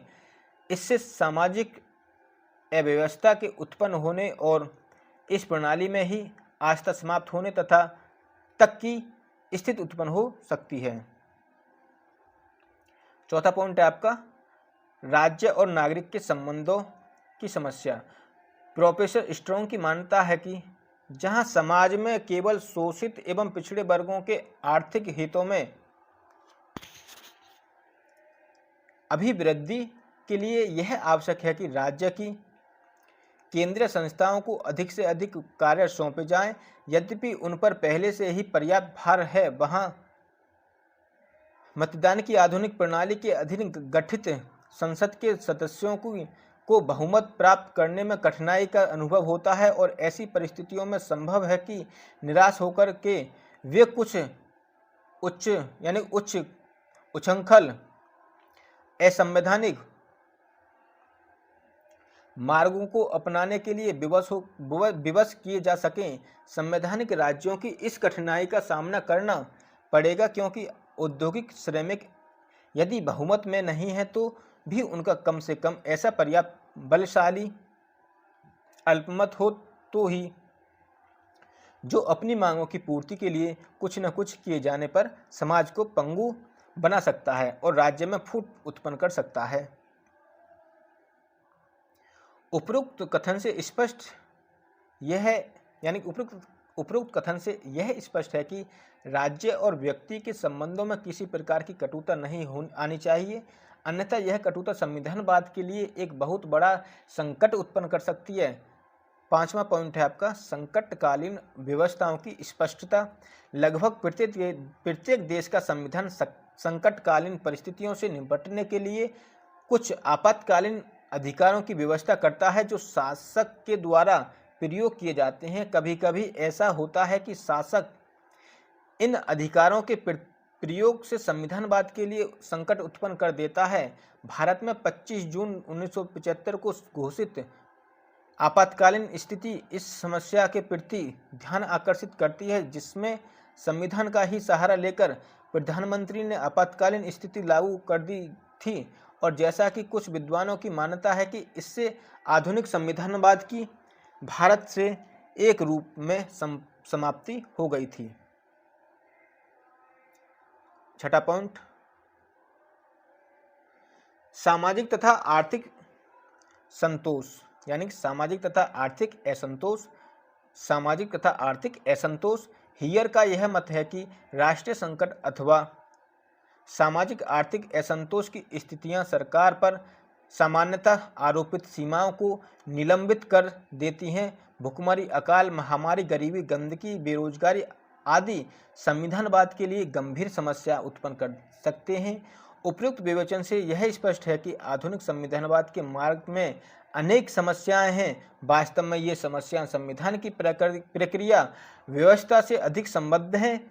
इस प्रकार की समस्याओं के समाधान के लिए आवश्यक है कि इस प्रकार का सूत्र युक्ति का निर्धारण किया जाए जिससे किसी भी प्रकार के संवैधानिक गत्यावरोधक यानी कॉन्स्टिट्यूशनल डेडलॉक से अथवा संविधान के गलत प्रयोग से बचा जा सके। अगला पॉइंट है आपका आधुनिक संविधानवाद की समस्याओं का समाधान।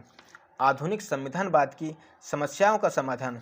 तो साथियों, यदि आपको वीडियो पसंद आई हो तो प्लीज़ वीडियो को लाइक करके अपने फ्रेंडों को शेयर जरूर कर दें, ताकि जैसे हम नेक्स्ट वीडियो अपलोड करें उसकी नोटिफिकेशन आपके पास पहुंच जाए। तो इसको देखते हैं।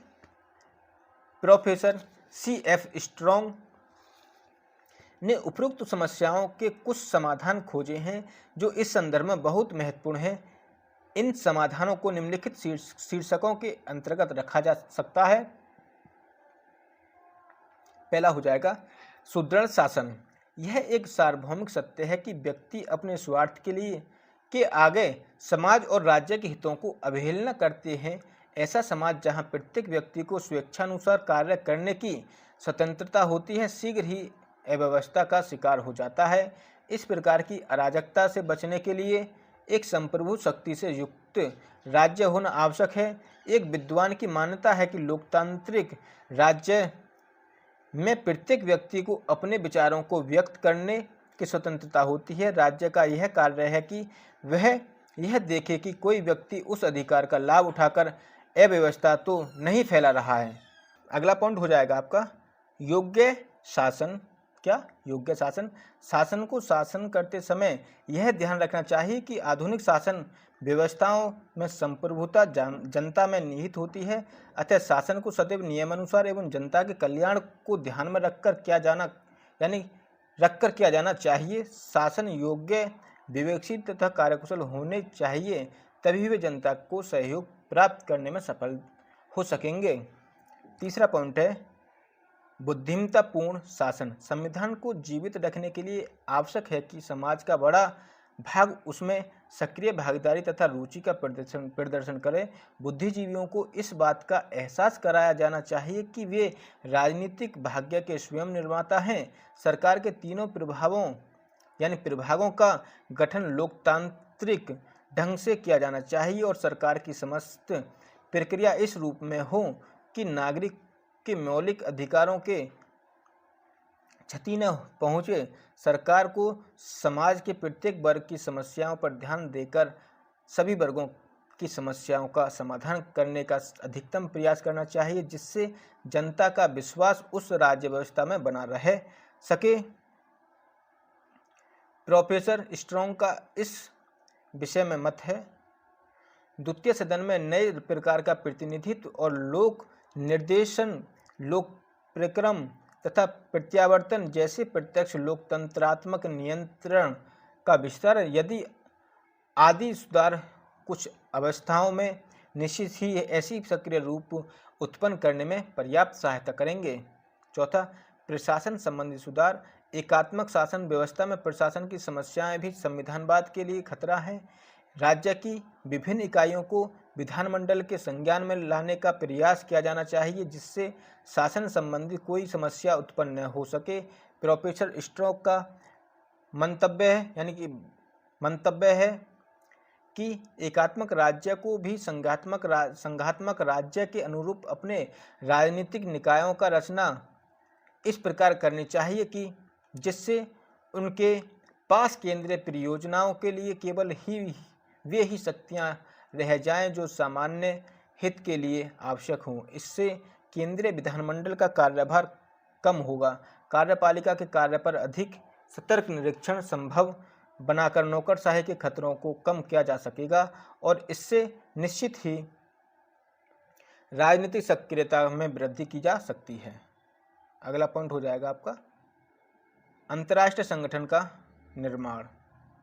Professor C.F. स्ट्रोक का मत है कि अंतर्राष्ट्रीय संगठन राजनीतिक संविधान की निरंतर सुरक्षा की अनिवार्य शर्त है, जिससे अंतर्राष्ट्रीय अराजकता ने 2 विश्व युद्धों को जन्म दिया है और जो अनियंत्रित होकर हमारी सभ्यता को नष्ट कर देने वाले अनेक सूत्रों का निर्माण कर सकती है, उसको दूर करने का उपाय केवल किसी न किसी प्रकार का विश्व संघ ही होगा। किंतु इसका तात्पर्य यह नहीं है कि विशाल बहुराष्ट्रीय राज्य अथवा अनेक बहुराष्ट्रीय राज्यों का निर्माण करना होगा। वास्तविक संघ का सफल निर्माण केवल ऐसे राज्यों के बीच हो सकता है जो संयोजन की इच्छा रखते हैं।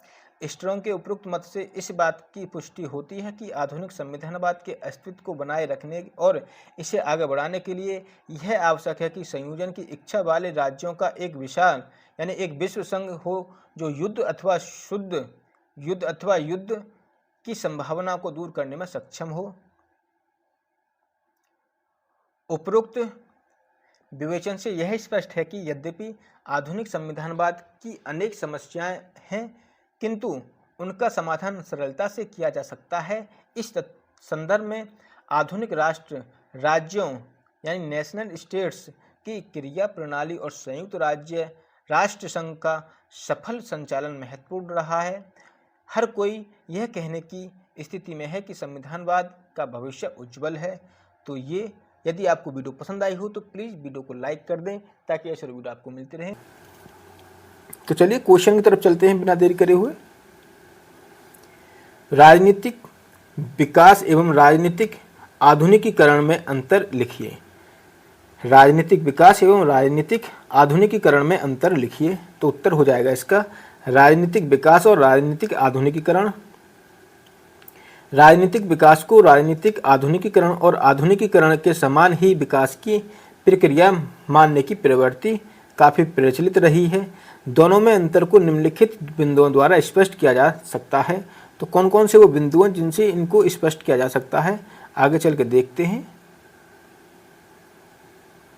पहला, आधुनिकीकरण के समान विकास प्रक्रिया नहीं, यानी कि सर्वप्रथम हंटिंगटन ने राजनीतिक विकास को आधुनिकता से पृथक प्रक्रिया माना है और यह बताया है कि दोनों में संबंध होते हुए भी दोनों पृथक प्रकार की प्रक्रियाएं हैं।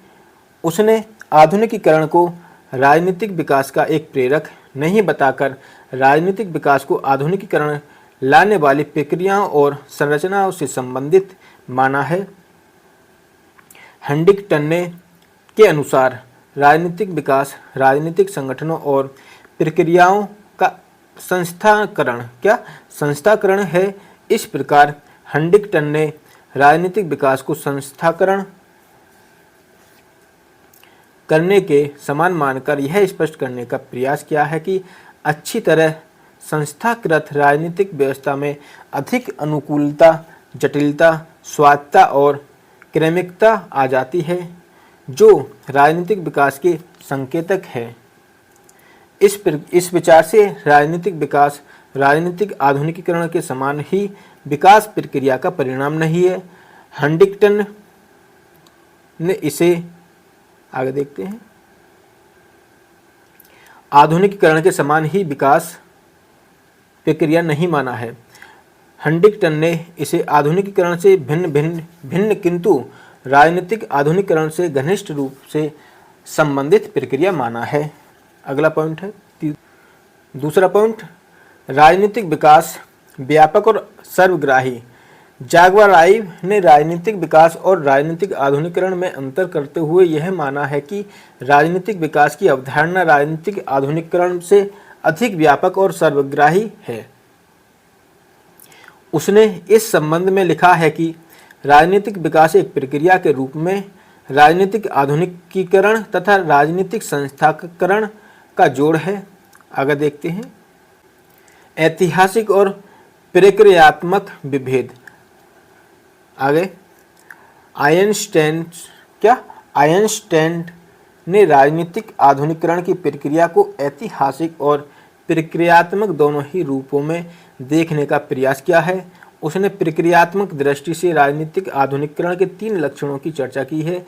ये लक्षण हैं अत्यधिक विभिन्नकृत राजनीतिक संरचनाओं का विकास, केंद्र सरकार की गतिविधियों का बढ़ता हुआ विस्तार और परंपरागत अभिजनों यानी एलिटिस का शक्तिहीन होना। इसका अभिमत है कि संरचनात्मक विविधता और विभिन्नीकरण और निरंतर संरचनात्मक परिवर्तन के परिणामस्वरूप केंद्र और बृहत्तर समूहों के बीच पारस्परिकता और अंतःक्रिया बढ़ जाती है और उभरती संरचनाओं की सामर्थ्य निरंतर परिवर्तन का मुकाबला करने और दीर्घकालीन विकास लाने वाले हो जाती है। राजनीतिक आधुनिकीकरण को ऐतिहासिक दृष्टि से देखते हुए आइंस्टाइन ने इसके दो चरणों की चर्चा की है। प्रथम स्थिति में मध्य वर्ग निर्णय केंद्र में सम्मिलित कर लिए जाते हैं और इसके साथ साथ उनके लिए उन्नत जीवन स्तर की स्थितियों का व्यापक यानी व्यवस्था होती है। इसके साथ ही लौकिककरण की प्रक्रिया और प्रौद्योगिकी यानी प्रौद्योगिक विकास भी होता है। दूसरी दिशा में जनता को पूर्णतः निर्णय केंद्र में सम्मिलित कर दिया जाता है। इस प्रकार जागवराइव और आइंस्टाइन राजनीतिक आधुनिकीकरण को व्यापक अवधारणा नहीं मानते। जागवराइव का कहना है कि राजनीतिक विकास में राजनीतिक आधुनिकीकरण के अलावा संस्थाओं या संरचनाओं का संस्थाकरण भी हो जाता है। आमंड के अभिमत का उल्लेख करते हुए उसने राजनीतिक विकास में पहला भूमिका विभिन्नीकरण, जिसमें भूमिकाओं और उपव्यवस्थाओं का विशेषीकरण, स्रोतों का लचीलीकरण, प्रक्रियाओं की बुद्धिसंगता और साधनों को निर्मित करना सम्मिलित उपव्यवस्था स्वायत्तता और लौकिकीकरण के लिए लक्षणों की बात कही है। इससे जागवराइव यह स्पष्ट करने का प्रयत्न करते हैं कि राजनीतिक विकास में राजनीतिक आधुनिकीकरण से अधिक विभिन्न प्रकार का विभिन्नीकरण होता है। राजनीति आधुनिकीकरण में सत्ता की बुद्धिसंगता, राजनीतिक संरचनाओं के विभिन्नीकरण और राजनीतिक सहभागिता ही प्रमुख आयाम माने गए हैं, जबकि राजनीतिक विकास में अगर आमंड द्वारा दिए गए उपरोक्त लक्षणों को ही ले लें तो भी इससे बेहतर और भिन्न प्रकार की परिवर्तन प्रक्रियाओं का अर्थबोधक होता है। ल्यूसियन पाई ने जिन 3 लक्षणों को सर्वप्रथम राजनीतिक विकास के लिए प्रतिपादित किया, उस आधार पर भी राजनीतिक विकास राजनीतिक आधुनिकीकरण से व्यापक अवधारणा बन जाती है। इसका संबंध पाई के शब्दों में समानता, क्षमता और विभिन्नीकरण से होता है। अगला पॉइंट है गत्यात्मक अवधारणाएं। राजनीतिक आधुनिकीकरण और राजनीतिक विकास में लक्षणों की दृष्टि से मौलिक अंतर नहीं पाया जाता है, किंतु बारीकी से देखने पर राजनीतिक आधुनिकीकरण संक्रमणशील समाजों की राजनीतिक व्यवस्थाओं में आने वाले संरचनात्मक तथा सांस्कृतिक परिवर्तनों तक ही सीमित है। यद्यपि इससे राजनीतिक व्यवस्था की उपव्यवस्थाओं, राजनीतिक सांस्कृतिक तथा उनकी प्रक्रियाओं में आने वाले परिवर्तनों का बोध भी होता है, परंतु इससे राजनीतिक व्यवस्था की क्षमता, उपव्यवस्थाओं की स्वायत्तता इत्यादि का संकेत नहीं मिलता है। इस प्रकार राजनीतिक विकास न सिर्फ आधुनिकीकरण की प्रक्रिया का परिणाम कहा जा सकता है, बल्कि राजनीतिक विकास को राजनीतिक आधुनिकीकरण का पर्याय माना जा सकता है। यद्यपि राजनीतिक विकास और राजनीतिक आधुनिकीकरण गत्यात्मक अवधारणाएं हैं और तुलनात्मक राजनीतिक अध्ययनों में इनका विशेष रूप से प्रयोग उपयोगी निष्कर्षों तक पहुंचाने में सहायक होता है, फिर भी दोनों में काफी अंतर पाए जाते हैं। अगला पॉइंट है राजनीतिक विकास सीमित और स्थितिक। कुछ विद्वान उपरोक्त विचार से सहमत नहीं हैं। उनके अनुसार राजनीतिक विकास की अवधारणा सीमित और स्थैतिक यानी स्टैटिक है, क्योंकि इसका संबंध प्रमुखता संरचनाओं के संस्थाकरण से है, जबकि आधुनिकीकरण के राजनीतिक पक्ष का संबंध प्रमुखतः सांस्कृतिक परिवर्तनों से है। इन विद्वानों की मान्यता है कि इससे राजनीतिक विकास का संबंध औपचारिकताओं से जुड़ जाता है, जबकि राजनीतिक आधुनिकीकरण का संबंध वास्तविकताओं से अधिक होता है। इस संबंध में विद्वानों में मतभेद ही अधिक है। जब तक सभी विद्वान राजनीतिक विकास और राजनीतिक आधुनिकीकरण के अर्थ और लक्षणों पर सहमत न हो जाए, तब तक इन दोनों में कोई सी अवधारणा व्यापक और बृहद संदर्भ रखती है कह सकना संभव नहीं है। कि उदाहरण के लिए अगर ल्यूशियन पाई के अनुसार राजनीतिक विकास का अर्थ और लक्षण समानता, क्षमता और विभिन्नीकरण लिए जाएं तो राजनीतिक आधुनिकीकरण के मुकाबले में सीमित बन जाती है। अगर इसका आमंड के द्वारा बताया गया अर्थ और लक्षण, भूमिका, विभिन्नीकरण, उपव्यवस्था, स्वायत्तता और लौकिकीकरण लिए जाएं तो यह राजनीतिक आधुनिकीकरण से अधिक का सर्वग्राही अवधारणा बन जाती है। इसी तरह जाग्वाराइव द्वारा बताए गए लक्षण सामाजिक सामंजस्य, सहभागिता, समानुरूपता, प्रतिनिधित्वात्मकता, वैधता और प्रयोज्यता इसको इतनी व्यापक अवधारणा बना देते हैं कि राजनीतिक आधुनिकीकरण इसका परोक्ष रूप से परिणाम बन जाते हैं।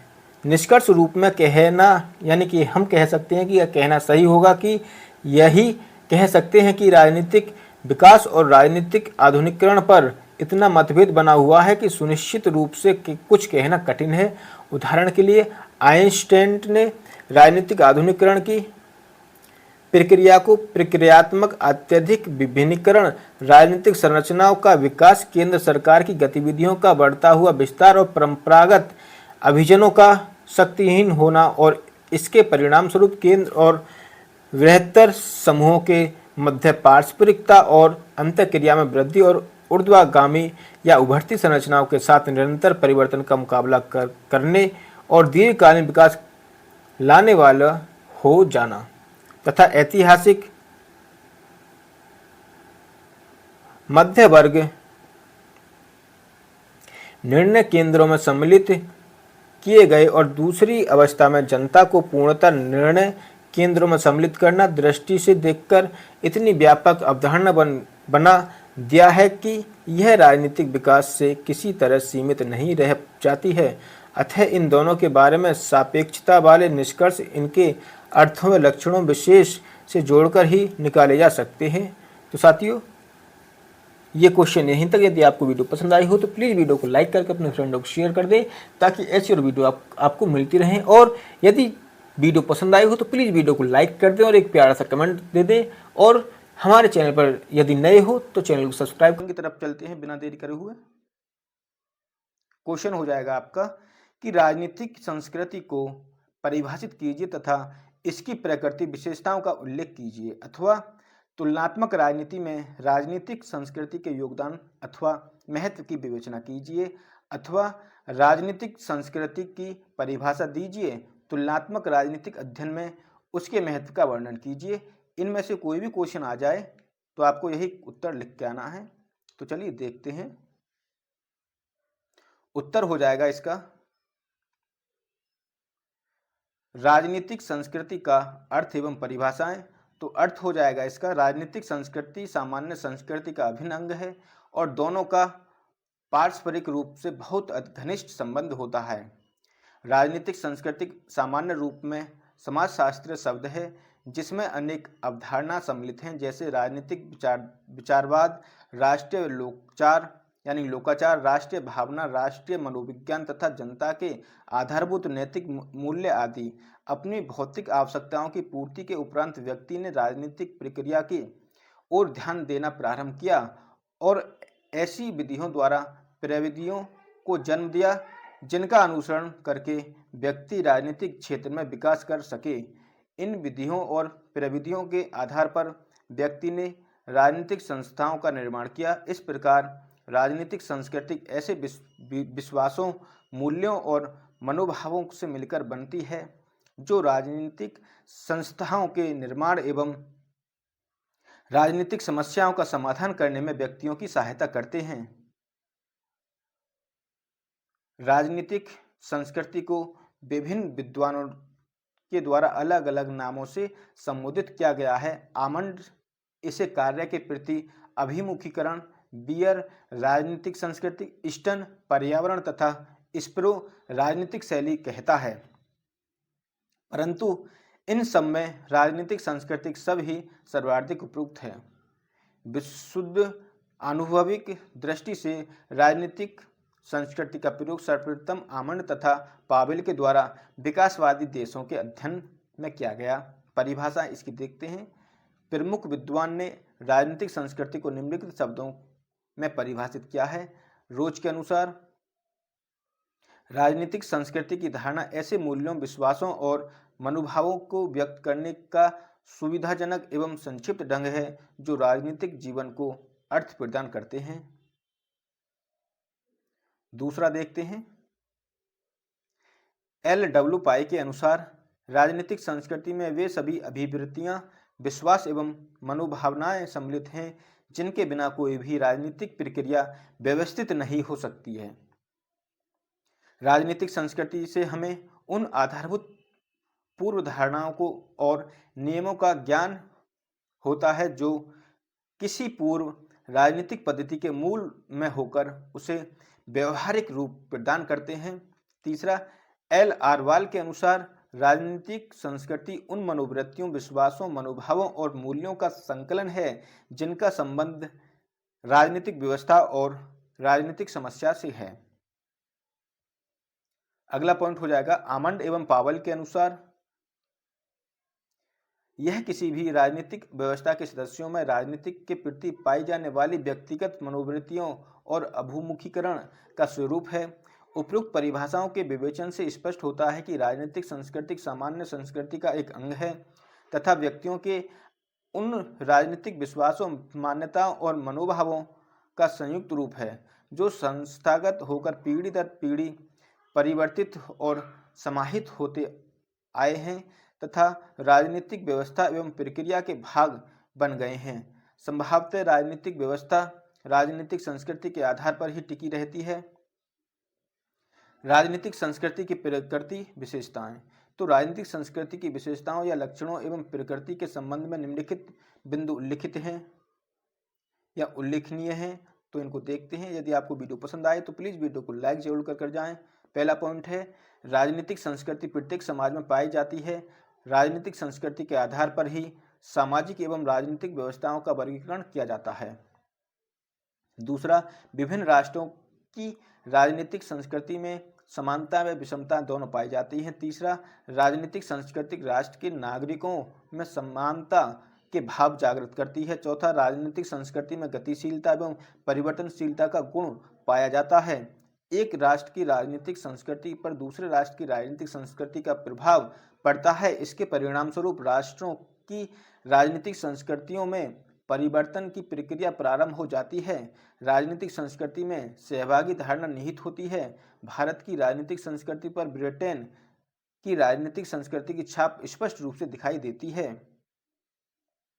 इसका पांचवा पॉइंट है कि राजनीतिक संस्कृति दीर्घकालीन विकास पर परिणाम है।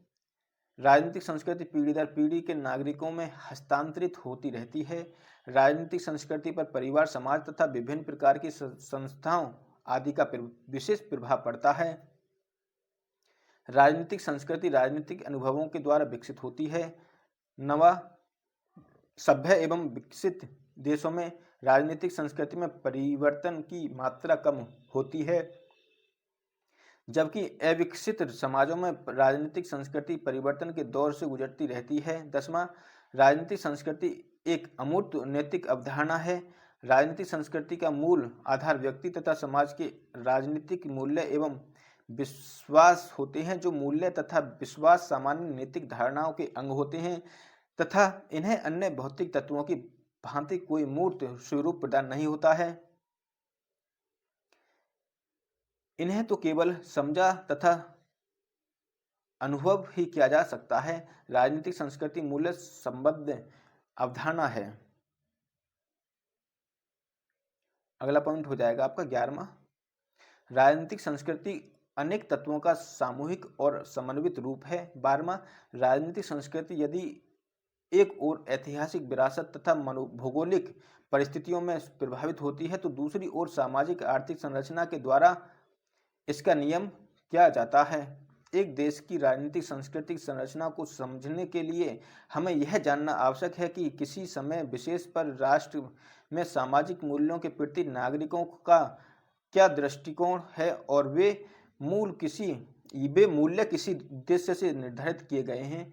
व्यक्ति की समाज में क्या स्थिति है और व्यक्ति राजनीतिक संस्थाओं में कितना योगदान करता है तथा व्यक्ति संविधान, अधिकार, कर्तव्य, मताधिकार, सामान्यताओं व स्वतंत्रताओं तथा राजनीतिक संस्थाओं के प्रति कितनी श्रद्धा रखता है।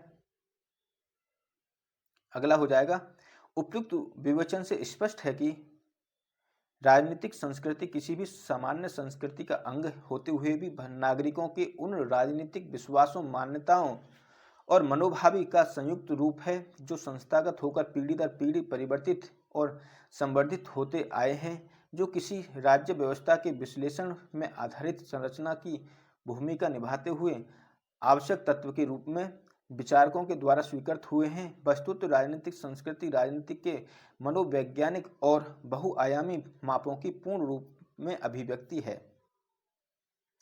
तो इसका देखते हैं अगला, तुलनात्मक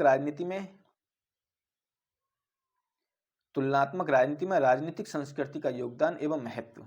तो एमपी वर्मा ने अपनी पुस्तक मॉडर्न पॉलिटिक्स थ्योरी में राजनीतिक संस्कृति की अवधारणा को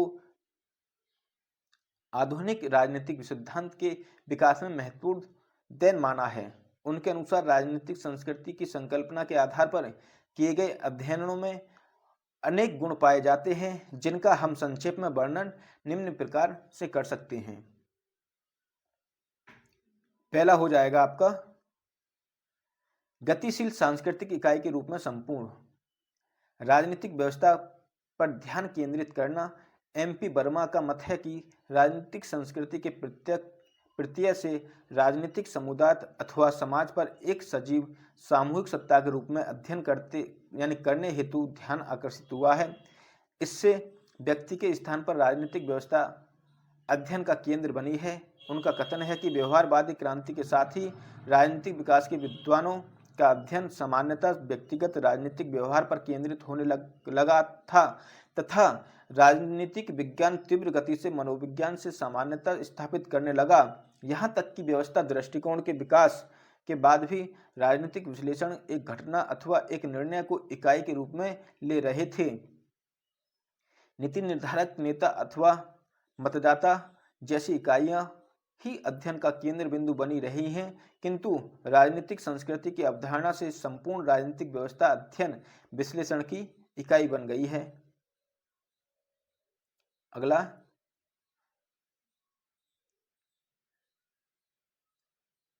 व्यष्टि तथा समष्टि स्तर के अध्ययनों को संबद्ध करना। राजनीतिक संस्कृति उपागम के इस बात पर बल देने से कि संपूर्ण राजनीतिक व्यवस्था में परिवर्तन एवं निरंतरता का अध्ययन किया जाए, व्यष्टि तथा समष्टि अध्ययन को मिलाना आवश्यक हो गया है। इस प्रकार राजनीतिक सांस्कृतिक दृष्टिकोण व्यष्टि तथा समष्टि दोनों ही स्तर के अध्ययन को मिलाकर राजनीतिक विज्ञान को और अधिक पूर्ण सामाजिक विज्ञान बनाने में सहायक रहा है। तीसरा पॉइंट, राजनीतिक के विषय क्षेत्र का यानी कि राजनीतिक विषय क्षेत्र को विस्तृत करने में सहायक। राजनीतिक संस्कृति में प्रमुखतः राजनीतिक सामाजिकरण का अध्ययन करना होता है। राजनीतिक सामाजिकरण की प्रक्रिया में न केवल राजनीतिक तत्व ही सम्मिलित रहते हैं, अपितु मानव जीवन के अराजनीतिक आयाम जैसे सामाजिक तथा आर्थिक तत्व भी सम्मिलित होते हैं। इस कारण राजनीतिक संस्कृति उपागम ने राजनीति शास्त्रियों को उन सामाजिक आर्थिक कारणों का भी अध्ययन करने हेतु प्रेरित किया है, जिनसे किसी देश की राजनीतिक संस्कृति का स्वरूप निर्धारित होता है। चौथा पॉइंट, व्यवहार के विवेकीय तथा अविवेकीय नियम, यानी कि चौथा पॉइंट है कि व्यवहार के विवेकीय तथा अविवेकी नियामकों के अध्ययन का सम्मिश्रण।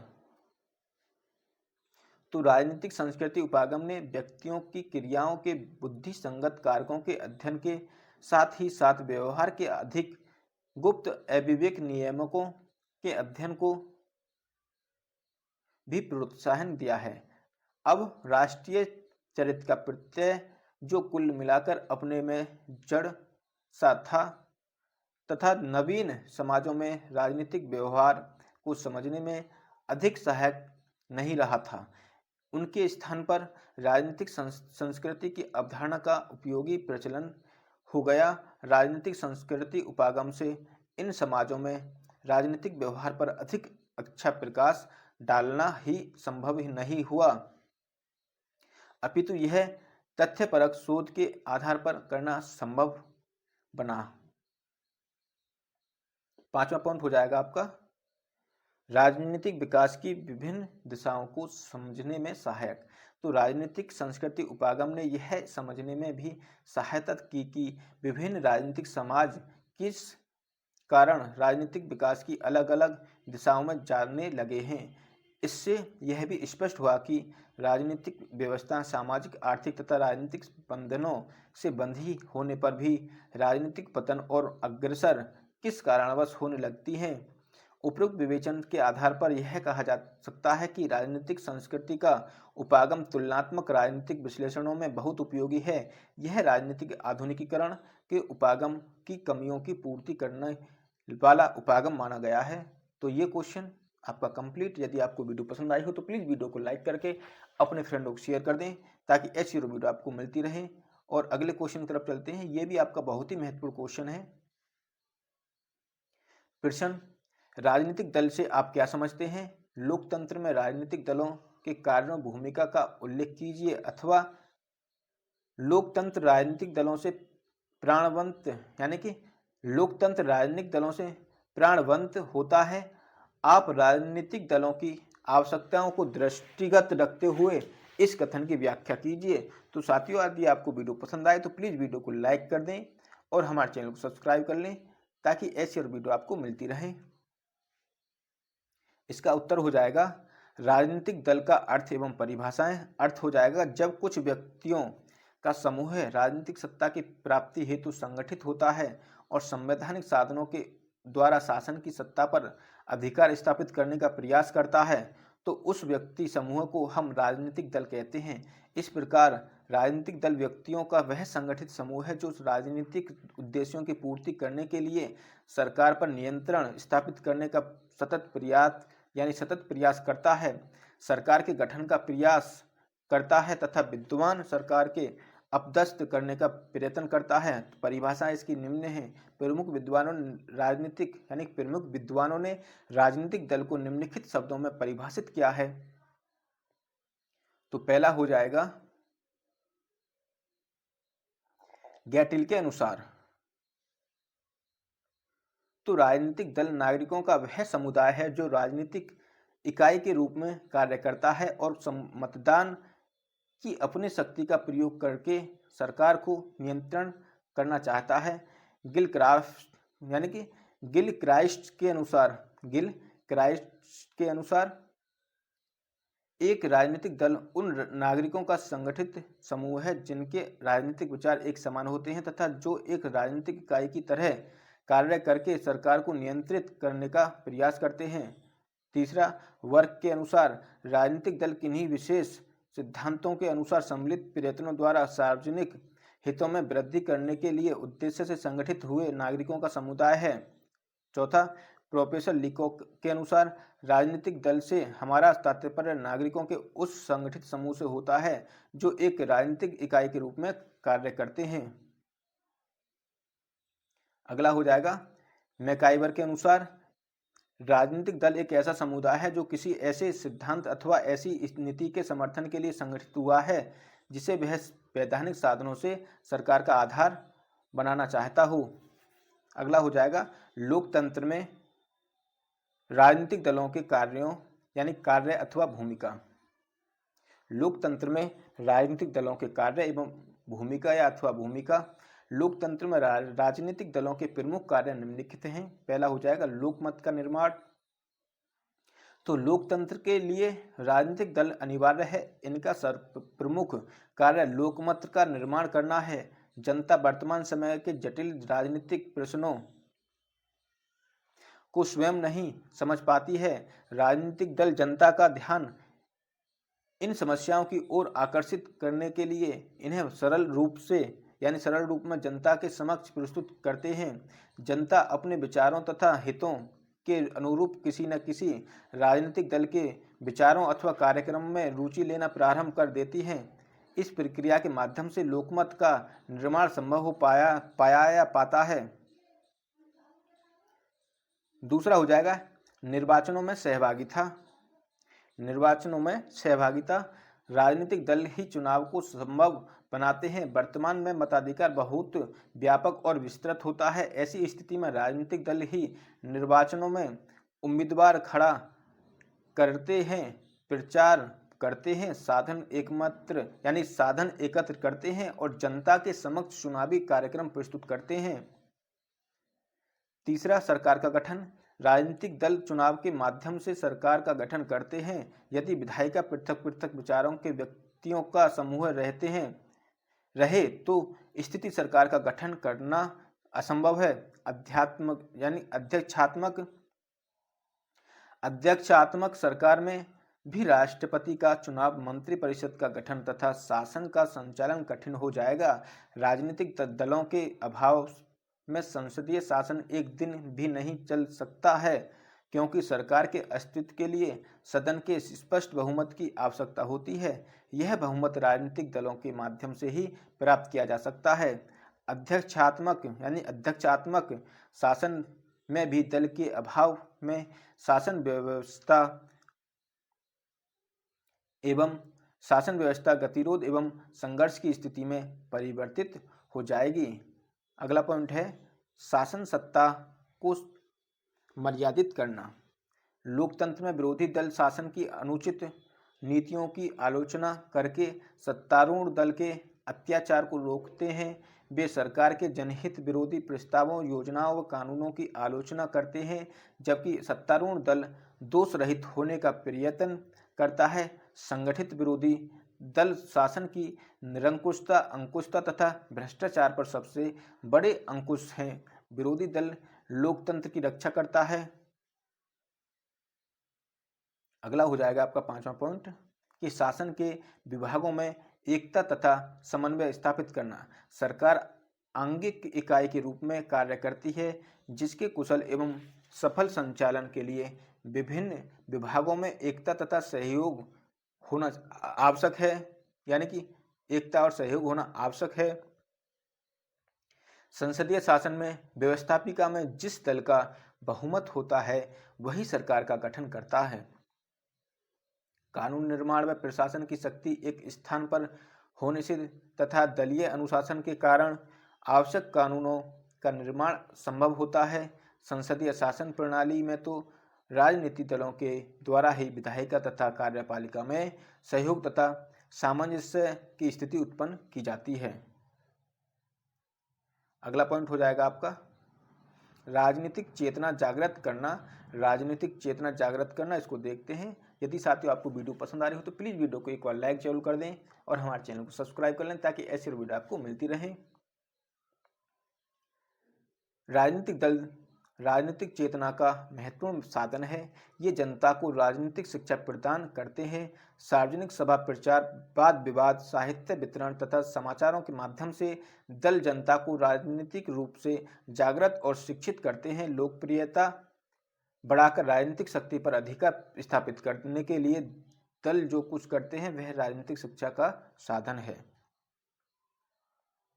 सातवां पॉइंट हो जाएगा आपका जनता तथा शासन में संबंध, यानी जनता तथा शासन में संबंध स्थापित करना। राजनीतिक दल जनता और शासन और में सामंजस्य स्थापित कर लोकतंत्र को गति प्रदान करते हैं। विरोधी दल सरकार की आलोचना करते हैं तथा अपना कार्यक्रम जनता के समक्ष प्रस्तुत करके जनमत को अपने पक्ष में करने का प्रयत्न करते हैं। जनता जिन उम्मीदवारों के योग्य, कुशल तथा सक्षम समझती है उन्हें ही मतदान कर शासन संचालन का अधिकार भी प्रदान करती है। राजनीतिक दल जनता तथा सरकार के माध्यम, यानी कि सरकार के मध्य कड़ी का कार्य करते हैं। राजनीतिक दल जनता तथा सरकार के मध्य कड़ी का कार्य करते हैं। शासन से संबंधित सूचनाएं जनता को राजनीतिक दलों के माध्यम से भी प्राप्त होती हैं। 8वां, स्थानीय संस्थाओं को प्रोत्साहन। राजनीतिक दल स्थानीय संस्थाओं की विशेषताएं और महत्व बताकर नागरिकों को ऐसी स्थानीय संस्थाओं को जन्म देने की प्रेरणा देते हैं जो उन समस्याओं का समाधान करने में अपनी भूमिका का निर्वहन कर सके। 9वां पॉइंट,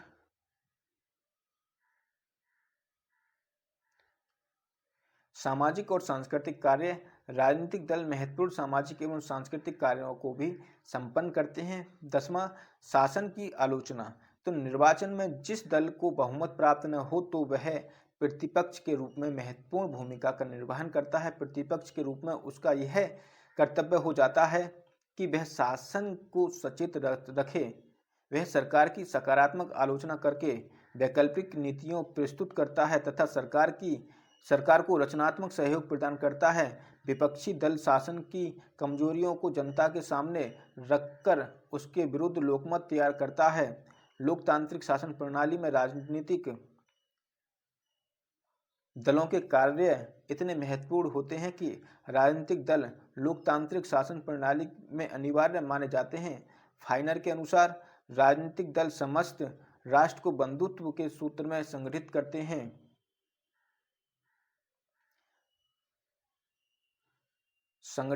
हैं तथा प्रत्येक नागरिक के सम्मुख राष्ट्र का चित्र प्रस्तुत करते हैं। यदि लोकतंत्र रेलगाड़ी है तो उसके चलने के लिए राजनीतिक दलों के रूप में पटरियों की भी आवश्यकता है।